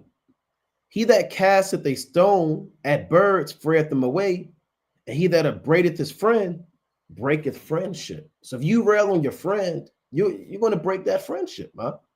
Right? You start cussing them out for no reason, calling them out his name, disrespecting them. You're going to break that friendship. And the friendship that we're talking about is a military alliance, right? And that's what Trump is doing. He's casting a stone at birds, man. Right? Verse 21. Though thou drawest the sword at thy friend, yet despair not, for there may be a returning to favor.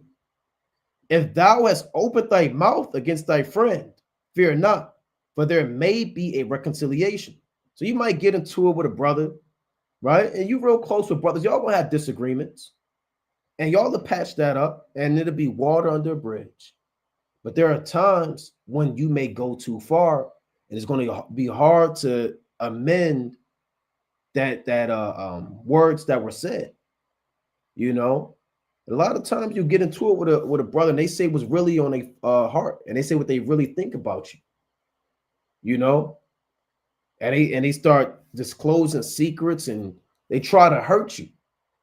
And it turned from being a regular argument to now this brother really showing who he really is, right? And when you have situations like that, it's hard to get that friendship back to what it used to be, because now this guy, this is how he really think about me, man.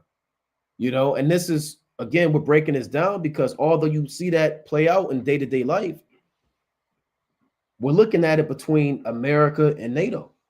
All right. It says, if thou hast opened thy mouth against thy friend, fear not, for there may be a reconciliation, except for upbraiding or pride or disclosing of secrets or a treacherous wound.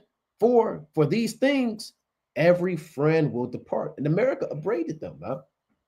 You called them a leech, delinquent, right? You might as well call them a nigga. He called them delinquents leeching off of U.S. generosity. That's upbraiding and pride. And the Lord said, if you do that, all your friends are going to leave you. This is one of the reasons why America is losing a lot of their friends, man.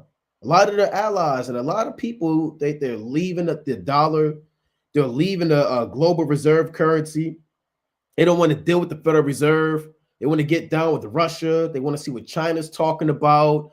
Because America, you've been molesting these nations, man. You've been robbing them. You've been oppressing them, right? The Lord said, verse 23, be faithful to thy neighbor in his poverty, that thou mayest rejoice in his prosperity. Abide steadfast unto him in the time of his trouble, that thou mayest be heir with him and his heritage. Right? I mean, you got to hold it down with your brother, man. Right? You got to hold it down, man.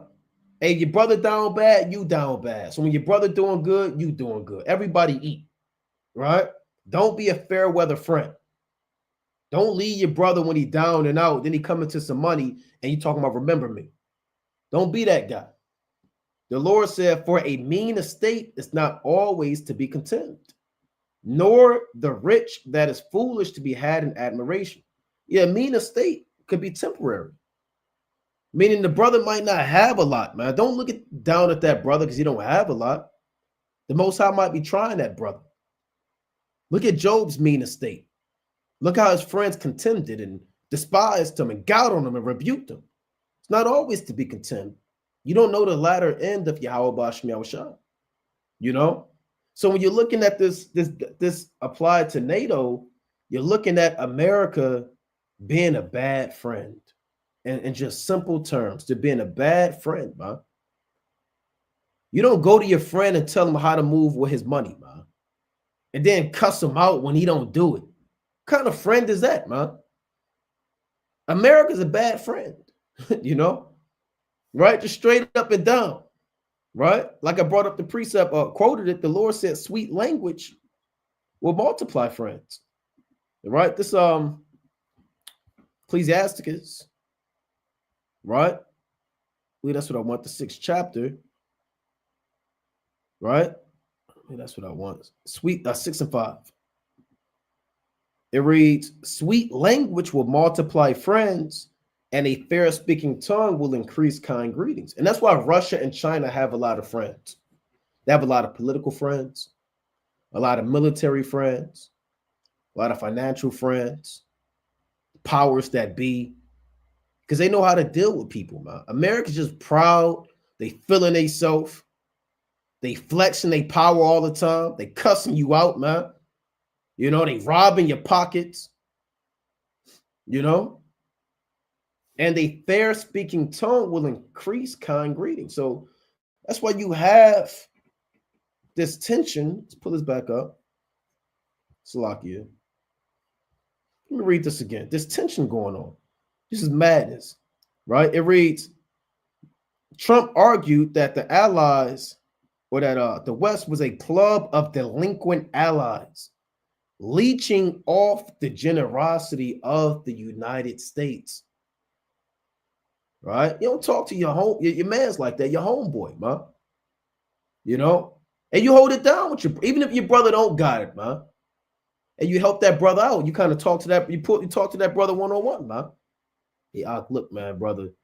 You know, a brother might be crashing on your couch, man. He been there for 2 weeks. He said he was going to be there for 3 days. Hey, you get on him. Hey, you know, look, man, you got to get up, man.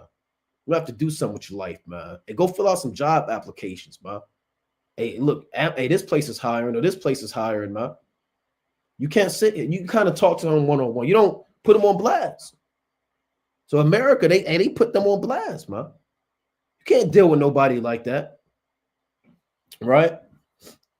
It reads, previous American presidents have leveled similar charges. See that? So they all move like that. They all move like that, man.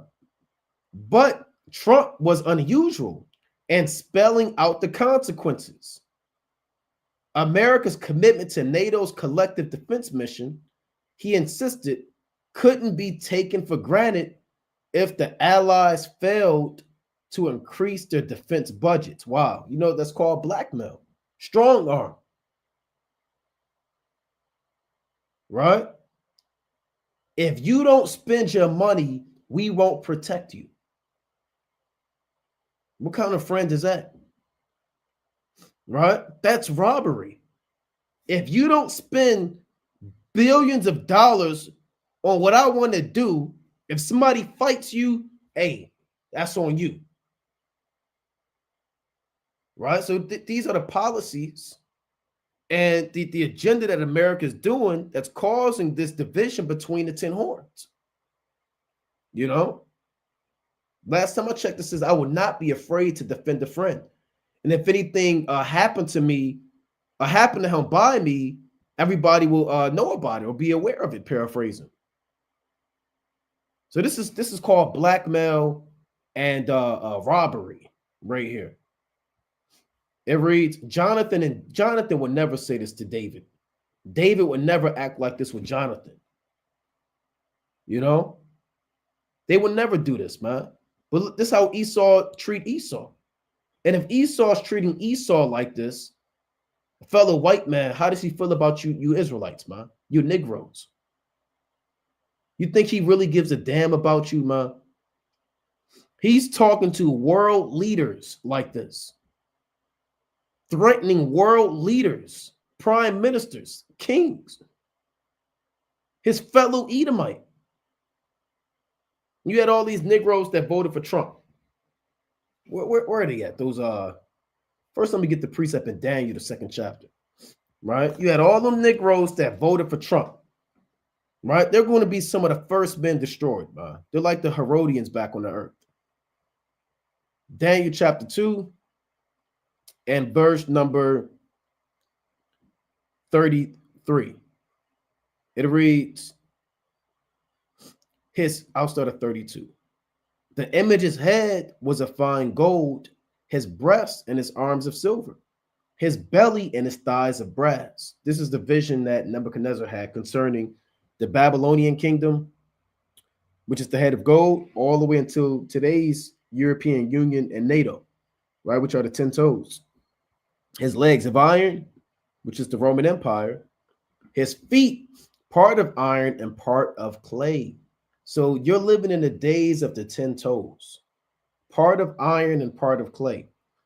What is the part of iron? It means that this is a reinvented, recycled, regenerated Roman Empire. Geographically, economically, politically, architecturally speaking, a lot of what you see that the so-called white man does, they get it from the Roman Empire. They're part of iron. They have that same military might, nuclear warhead count, global defense, military spending like Rome. They're like Rome all over again. But they're also part of clay. And clay is an inferior element.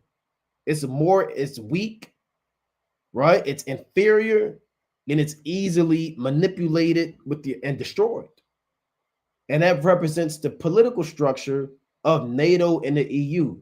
Their political power is likened to clay, right? Which means they're divided on the utmost, right? Let's jump down. This is Daniel chapter 2 and verse number 42. So now Daniel actually broke down further about those 10 toes and what it actually means, right? Daniel 2 and 42. We'll start at 41. And whereas thou sawest the feet and toes, part of the potter's clay and part of iron, the kingdom shall be divided. See that? And they're divided. But there shall be in it of the strength of the iron, for as much as thou sawest the iron mixed with miry clay. And as the toes of the feet were part of iron and part of clay, so the kingdom shall be partly strong and partly broken. And NATO is partly strong. I mean, they have spent billions of dollars on tanks, jets, stealth bombers, nuclear warheads, research to advance, right? They're a strong power. They're a strong kingdom on the earth, man. And they can only be rivaled to Russia, or China. So they're a major power on the earth, but they're also partly broken because of what you see between NATO when it comes to the political side and agreements with one another. They have two separate agendas. Verse 43, and whereas thou sawest iron mixed with clay, they shall mingle themselves with the seed of men, but they shall not cleave one to another, even as iron is not mixed with clay. And you see they're not cleaving one to another. They're not gelling. They're not jiving up, right? They disagree on every political decision regarding foreign policy. So much so where America is telling them, we won't defend you. Article 5, which says if you attack one NATO country, you attack them all. America said we don't have to abide by that. Spend your money the way we want you to spend that money, right? So things are looking bad, man. The Allies responded with significant increases in defense spending. So they fear America. America said, spend your damn money or we won't protect you. They said, okay, we'll spend our money. We'll spend more money. Please help us. These moves were spurred as much by worries over Russia as by Trump's prodding. But Trump took the credit, and the allies and the then NATO Secretary General, Jens Stoltenberg, were more than willing to give it. Seduced by such flattery, Trump thus became NATO's champion. You see that? NATO, or what the Europe got, they get seduced by America's flattery. And Trump is NATO's champion. Now, a champion in an ancient world was a chief fighter that represented the entire army, like Goliath. Goliath was a champion, right? In the ancient world, sometimes you can go to war and you can send your army, your 10,000 against their 10,000, but sometimes you can send your champion and they'll send their champion. And whoever wins between those two champions, that determined the fate of the war, right? And you eliminated bloodshed, you eliminated spending, and your champion fought against his champion. They did that in the medieval times. Your knight against my knight. Your knight is going to joust. This knight is going to joust. Whoever wins, they take over the land, right? And they take over all of the servants. That's what a champion is.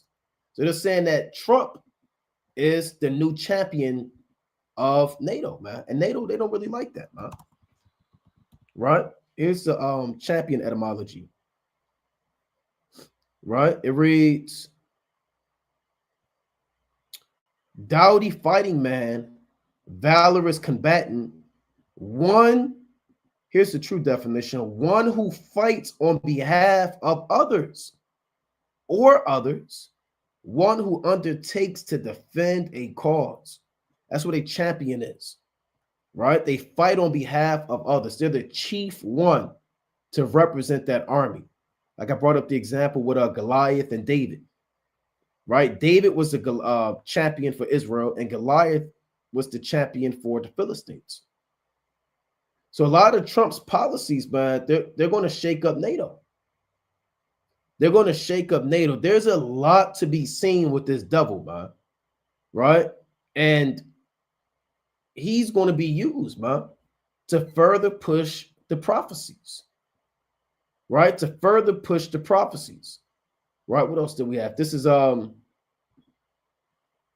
is this? I believe we had this.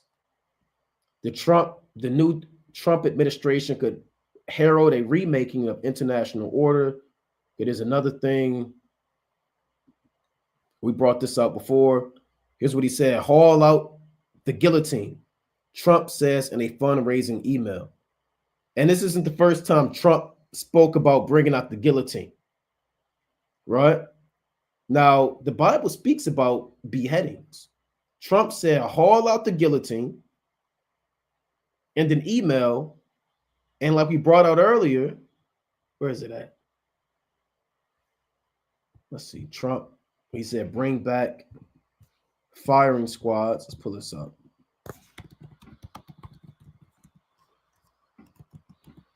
Right, he said, bring back firing squads, massive executions, right? Let's see. I believe this was it. Trump 2024. Trump plans to bring back firing squads, group executions if he retakes the White House. Right? Look at this. And he did retake the White House. So we'll see if he does this, man. We'll see if that's within those 100 executive orders, where somewhere in fine print, where he says if you retaliate or if you're a hate group or if you're an enemy of the state, you get death by firing squad. Or, like he said, bring back the guillotine. Haul out the guillotine, right? And there was another article I wanted. I want to get the one where it says the firing squad and the guillotine.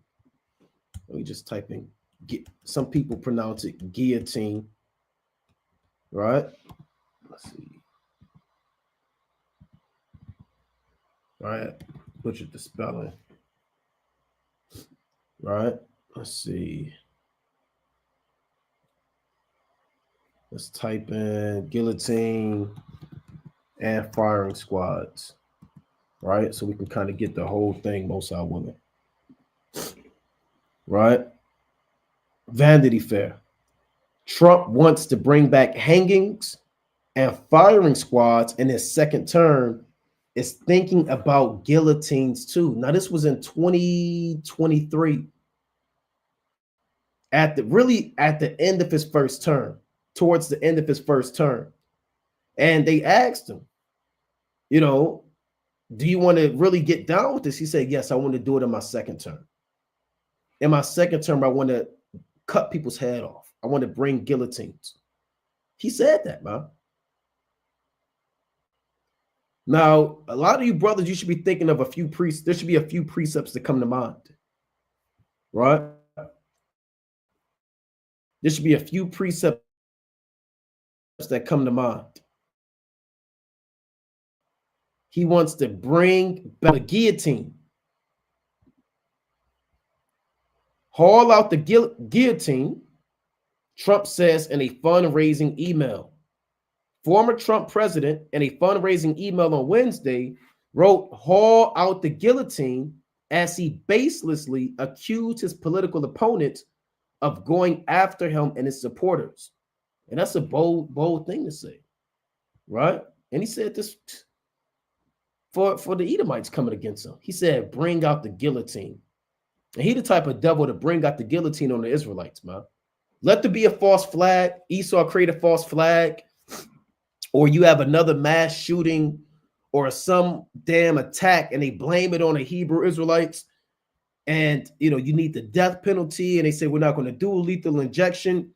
He'll come out and say, he'll do the State of the Union address and say, I'm not going to do it in impersonation, but he'll say, America, to, you know, witness the first, we're going to do the first public execution ever done. He do them hand gestures, the first public execution in American soil. Yeah, we publicly televised on the Black Hebrew Israelites, the fringe group. They are a threat to America. They are a threat to our families. They are a threat to what America stands for, and we must get rid of them of what they stand for. I can see that, man. You know, and I can see the people buying into that. And the Lord said we're going to be hated of all men for his name's sake.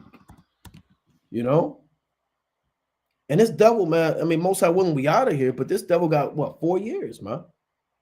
Right? This is Matthew chapter 24, right? And verse number, Slakia.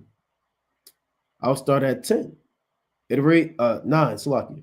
Then shall they deliver you up to be afflicted and shall kill you, and ye shall be hated of all nations for my name's sake. And right now, we're not hated of all nations. I mean, generally, we are on a higher level by these, you know, world powers that be. They know that we're the Israelites.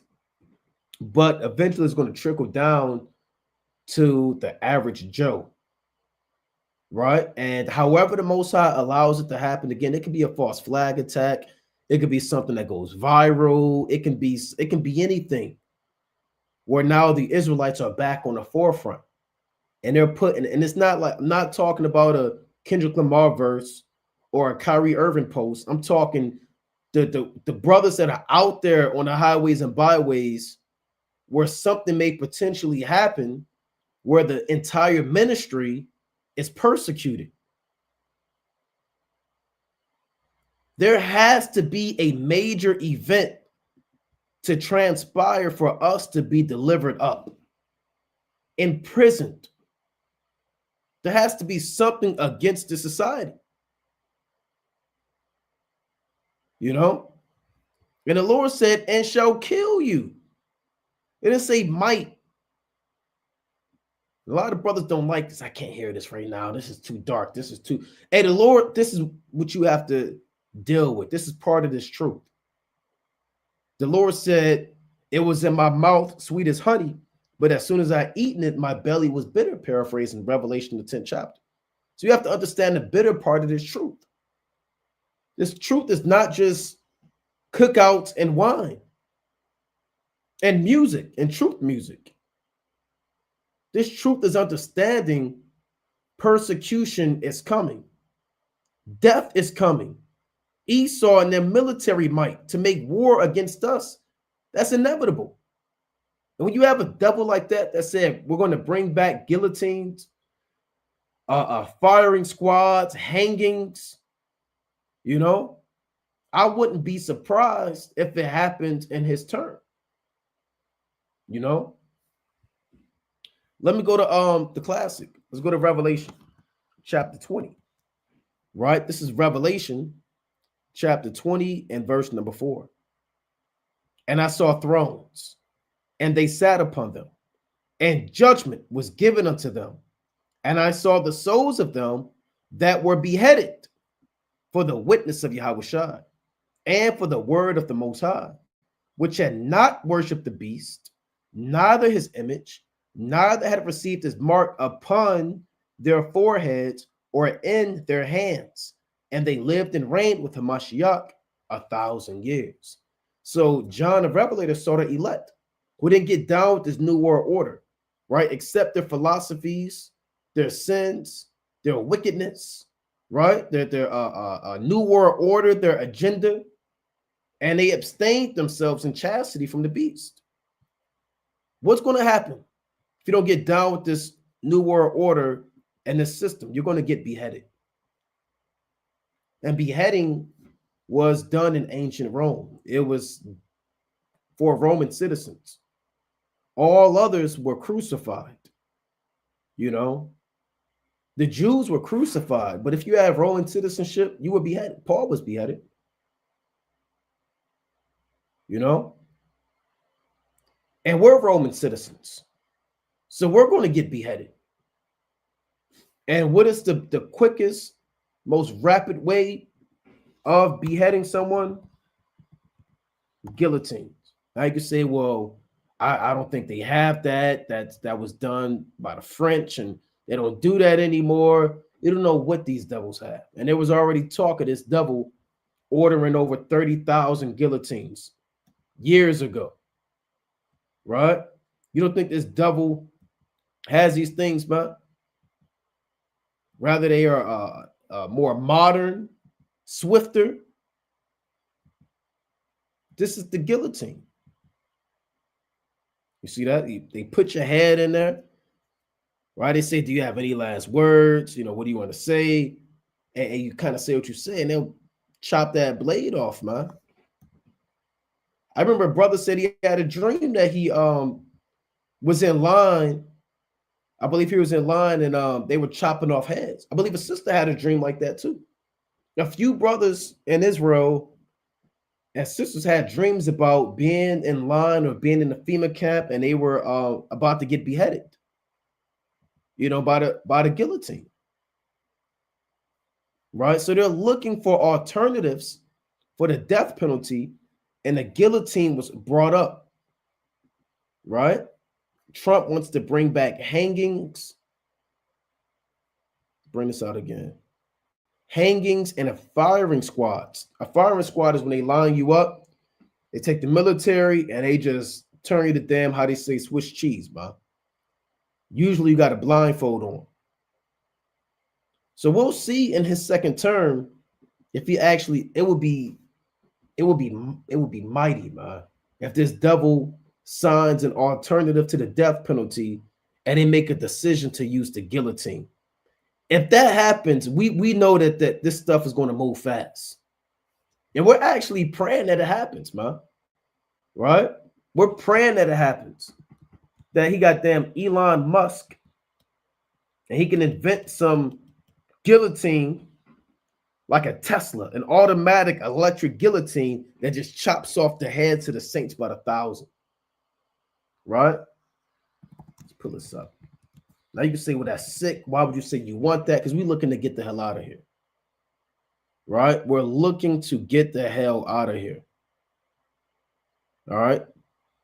We're looking to get out. right? So the closer we get, right? So that's another article that showed it, right? The closer we get to the end of the world, you're going to start seeing, and I believe, if I'm not mistaken, I believe lethal injection is becoming, um, what's the word I'm looking for? It's becoming frowned upon, right? Lethal injection. How do I? Let's see. Lethal injection. Let's see. The drug's not available. People are not really getting down with lethal injection. Look at this. Lethal injection drugs have become less available due to pharmaceutical company restrictions and shortages. Some states have had to use compounding pharmacies or other methods to obtain the drugs. See that? Pharmaceutical company restrictions. Some pharmaceutical companies have restricted the sale of their drugs for lethal injections. For an example, Pfizer imposed distribution controls on its products to prevent their use and execution. So they're looking, due to the current state of the pharmaceutical industry, a lot of these people are looking to find other ways to to kill their prisoners. And lethal injection is slowly becoming a thing of the past. Let's go to Revelation, the 6th chapter, right? Which is ultimately fulfilling prophecy, right? It's ultimately fulfilling prophecy.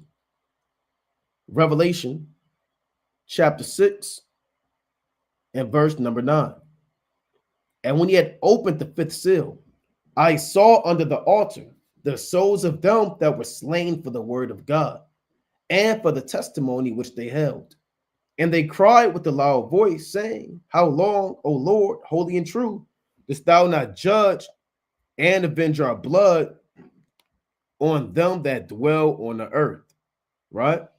So this is the elect crying out for being martyrs for Yahweh Bashmi Yahushua. Right? And this beheading is going to happen, man. The beheading will happen. Now, some brothers are going to get beheaded. Some brothers are still going to be, pilgrims on the earth. Some brothers are going to be kind of, taken care of in Jacob's trouble, right? You don't know exactly what your lot is going to be, but you have to, no matter what, keep the faith in Yahweh Bashmi Yahushua, right? You can't bank and say, I know I'm going to get beheaded. And you can't have a mind that says, that's not my lot. Because you may be in that concentration camp, that FEMA camp. And you better be calling upon Yahweh Bashmi Yahushua. Right? Several states have laws for allowing for alternative execution methods if lethal injection drugs are unavailable. You see that? What are these alternative execution methods? There's only so many. It's not like you have 1,000 choices. Right? Really, you got a firing squad. You got the guillotine. You could hang somebody, and you could stone them. You could beat them to death. There's only so. You got the electric chair, and this isn't 1935 anymore. They're not going to put the damn sponge. This isn't the Green Mile. You take the sponge and you put the sponge on their head, and you put the cap on, and you pull the lever. This isn't the 1940s. They're not electrocuting people like that. They're not going to waste all their bullets on that, on a firing squad. So it's looking like a lot of people, man, going to get, a lot of us, if that's part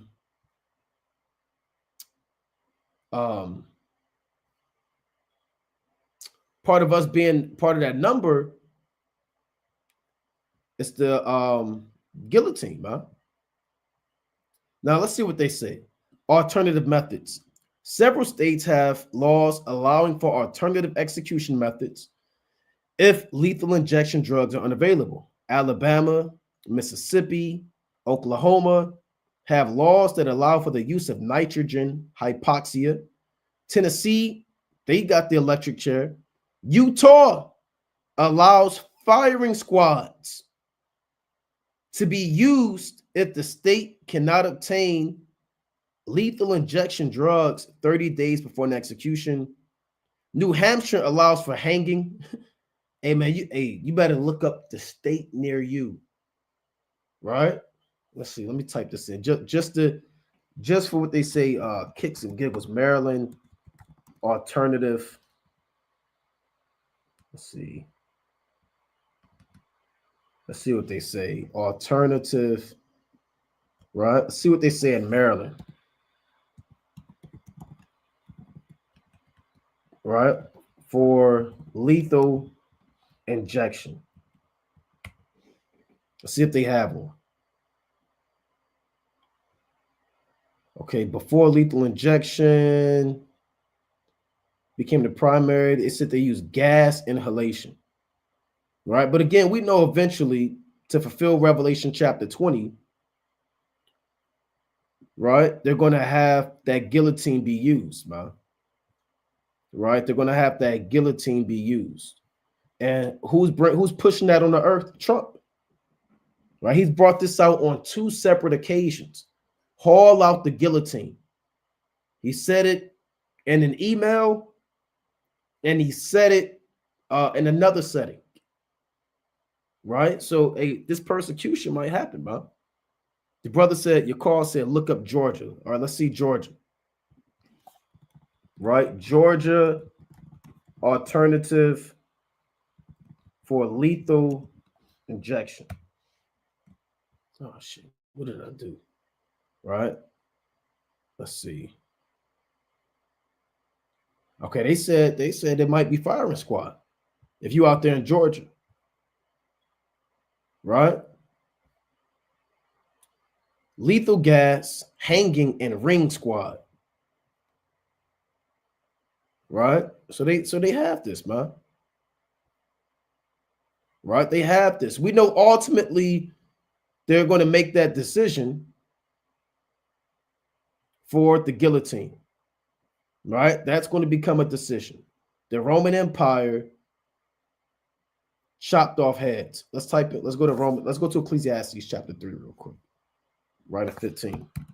Right? Ecclesiastes chapter 3 and 15. Let's get the classic. Right? And we're praying that there's a event where this thing has to go down, man. Because the sooner that persecution happens, the sooner we know that we're on our way out of here. Like the Lord said, when you begin to see these things come to pass, then lift up your heads, for your redemption draweth nigh. Paraphrasing Luke, the 21st chapter. Right? Ecclesiastes 3 and 15. That which has been is now, and that which is to be hath already been, and God requireth that which is past, which means history has to repeat itself, right? So when you pull up the Roman Empire, I know we're looking up a lot, right? Roman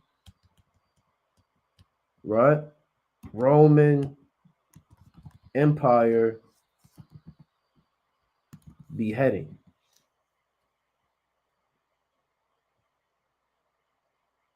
Right? How was beheading carried out? The Romans considered decapitation to be a relatively honorable way to die. Right? That's why they beheaded Roman citizens, but they crucified, which is a horrible, torturous, terrible way of dying. They gave that to the Jews and non-Romans, right? The victim was usually tied to a stake and whipped. The victim was then beheaded with an axe or sword. Swords were considered more honorable than axes. Who was beheaded? Check out who was beheaded. Public enemies, such as political opponents, Roman citizens who could prove their citizenship, and prisoners of war. Right? Who's going to become prisoners of war? Who's going to be captured and put in FEMA camps and imprisoned? Right? Then the Lord said in Revelation chapter 2 and 10, fear none of those things which thou shalt suffer. Behold, the devil shall cast some of you into prison that ye may be tried, and ye shall have tribulation 10 days. Be thou faithful unto death, and I will give thee a crown of life. Paraphrasing. So we're going to be prisoners of war. We're going to be public enemies. These are the types of individuals that were beheaded during the days of the Roman Empire. All right. That's why the Apostle Paul was beheaded.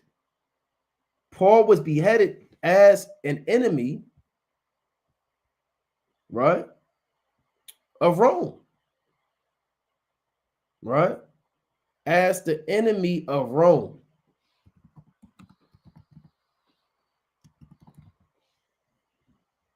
According to tradition, the Apostle Paul was beheaded in Rome as a martyr for his faith, right? So the Apostle Paul was martyred. Now, when you go into that history of Paul being, look at this, of Paul being beheaded, they say that water and blood came out, similar to Yahweh Shai when they pierced his side. They say water and blood came out. And this is part of this truth. That which has been is now, and that which is to be hath already been, and the Most High, Yahweh Bashmel Shai, he declared or required that which is past. Right? Revelation 20, we read it, he saw the souls of them that were beheaded for the word of the Lord. Right? And for a witness of his testimony. Look at this. Right? This is the Apostle Paul being beheaded. Look at that. They blindfolded him, laid him up, and they chopped his head off. That's the Apostle Paul, man. Right? During the days of the Neronian persecution. Right? During the days of the Neronian persecution. See that? Let's go to 2nd Esdras. Right? Let's go to 2nd Esdras, the 16th chapter. Right? So again, you have lethal injection. It's fading away. You got Trump saying that he wants to bring back the guillotines. You got Elon Musk in office, who's he's a demon. If I'm not mistaken, he dressed up like Satan or some type of satanic beast, man. So he's a demon. And he's going to spearhead, for lack of better terms, a lot of these moves, for Trump, huh? This is the classic, right? 2nd Esdras, chapter 16 and verse 70. For there should be in every place and in the next cities a great insurrection upon those that fear the Lord. They should be like madmen, sparing none, but still spoiling and destroying those that fear the Lord. You see that? So these devils are going to be like madmen, blind, full of rage and fury and deadly hate. I can tell you in the book of 1 Maccabees that Nicanor had deadly hate for Israel. No mercy. And they shall waste and take away their goods and cast them out of their houses. Then shall they be known who are my chosen, and they shall be tried as the gold in the fire. So this devil's going to be showing all of his horns, right? This devil's saying, haul out the guillotine, and that military is going to be going door to door, rounding up Israelites, man. Whether it's in this man's life or not. Right? So let's read a little of this. It reads, remember when that sicko Kathy Griffin made the rounds parading my beheaded head when I was president, the radical left cheered Trump said in a fundraising email. Griffin, hold on, that's not the one I want. Let's see. I want to jump. Actually, let me jump up a little bit. Here it is. Former President Donald Trump, in a fundraising email on Wednesday, wrote, "Haul out the guillotine," as he baselessly accused his opponents of going after him and his supporters. He later sent out another email with the false claim that they wanted to sentence him to death. All right, so this thing is getting real, man. It can get real. We see how he's going to affect foreign policy and potentially start World War III. We're seeing how he is being used as judgment for you so-called Black Americans with these different laws enforced, and with the Northern Kingdom, with this mass deportation. We know that when he comes in, he's signing over 100 executive orders. 100 executive orders. Day one. Right? So, these are times where the Most High is showing you the horns of Esau that you can repent. Right? That you can repent and come back to the Most High, man. They are established for correction. If you're not under the shadow and protection of the Most High in these last days, you're going to get caught out there. You're going to get caught out there. And you're going to have to deal with it. Right? This is Psalms chapter 91 and verse number 1. He that dwelleth in the secret place of the Most High shall abide under the shadow of the Almighty. I will say of Yahweh, Bashmi Awashai, he is my refuge and my fortress. My God, in him will I trust. So if you dwell in a secret place, the secret place is this truth, right? And if you rest in the shadow of the Most High, which is this knowledge, you're going to be protected from the destruction coming on the earth. Here's verse number 3. Surely he shall deliver thee from the snare of the fowler and from the noisome pestilence. He shall cover thee with his feathers, and under his wings shalt thou trust. His truth shall be thy shield and buckler. So you have to have the Most High as your refuge and trust in the Most High. This devil, man, he's feeling himself. He's bold, right? He's bold, man. He's looking to make moves. He took a picture with an eagle, right? Look at this. They brought an actual eagle in. So you can't tell me that he's not an Edomite. Look at this. They actually brought an eagle in. Look at this. Donald Trump with an eagle, a flag, on a tank holding a gun. Look at this. Though thou exalt thyself as the eagle. I believe that was a real eagle, man, that they put in office.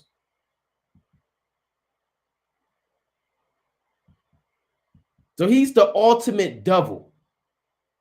He is the ultimate Edomite devil. He's one of those Caesars back on the earth. Right? Look at this. Damn demon. Right? And you know he knows about the Israelites, man. Like we brought out earlier, he's been given a green light not to say too much. But eventually, these devils, like I said, they have potential false flags, mass shootings, something where they may blame the Israelites. And, they can't do the lethal injections, and they try to push this new world order and this get down and lay down, and we'll see, man. Regardless, we're going to keep our trust in the Most High. We're going to continually repent, keep these commandments, build ourselves up in the faith, and we're not going to let not one devil, not one Edomite, or no man to stop us from serving Yahweh Bashmi Awashai. Like we brought out earlier, the Lord said, "Be thou faithful unto death, and I will give thee a crown of life." So with that, we're going to close up, giving, of course, all honor and glory to Yahweh, Ba'ashima Mashiach Wamalak Yahushai. Keep the Sabbath day holy, no buying, no selling, no cooking, no sex on the Sabbath, right? No follies and vanities. Keep this day holy and set apart. Most High willing you were edified. Kwam Yasha. Shalom.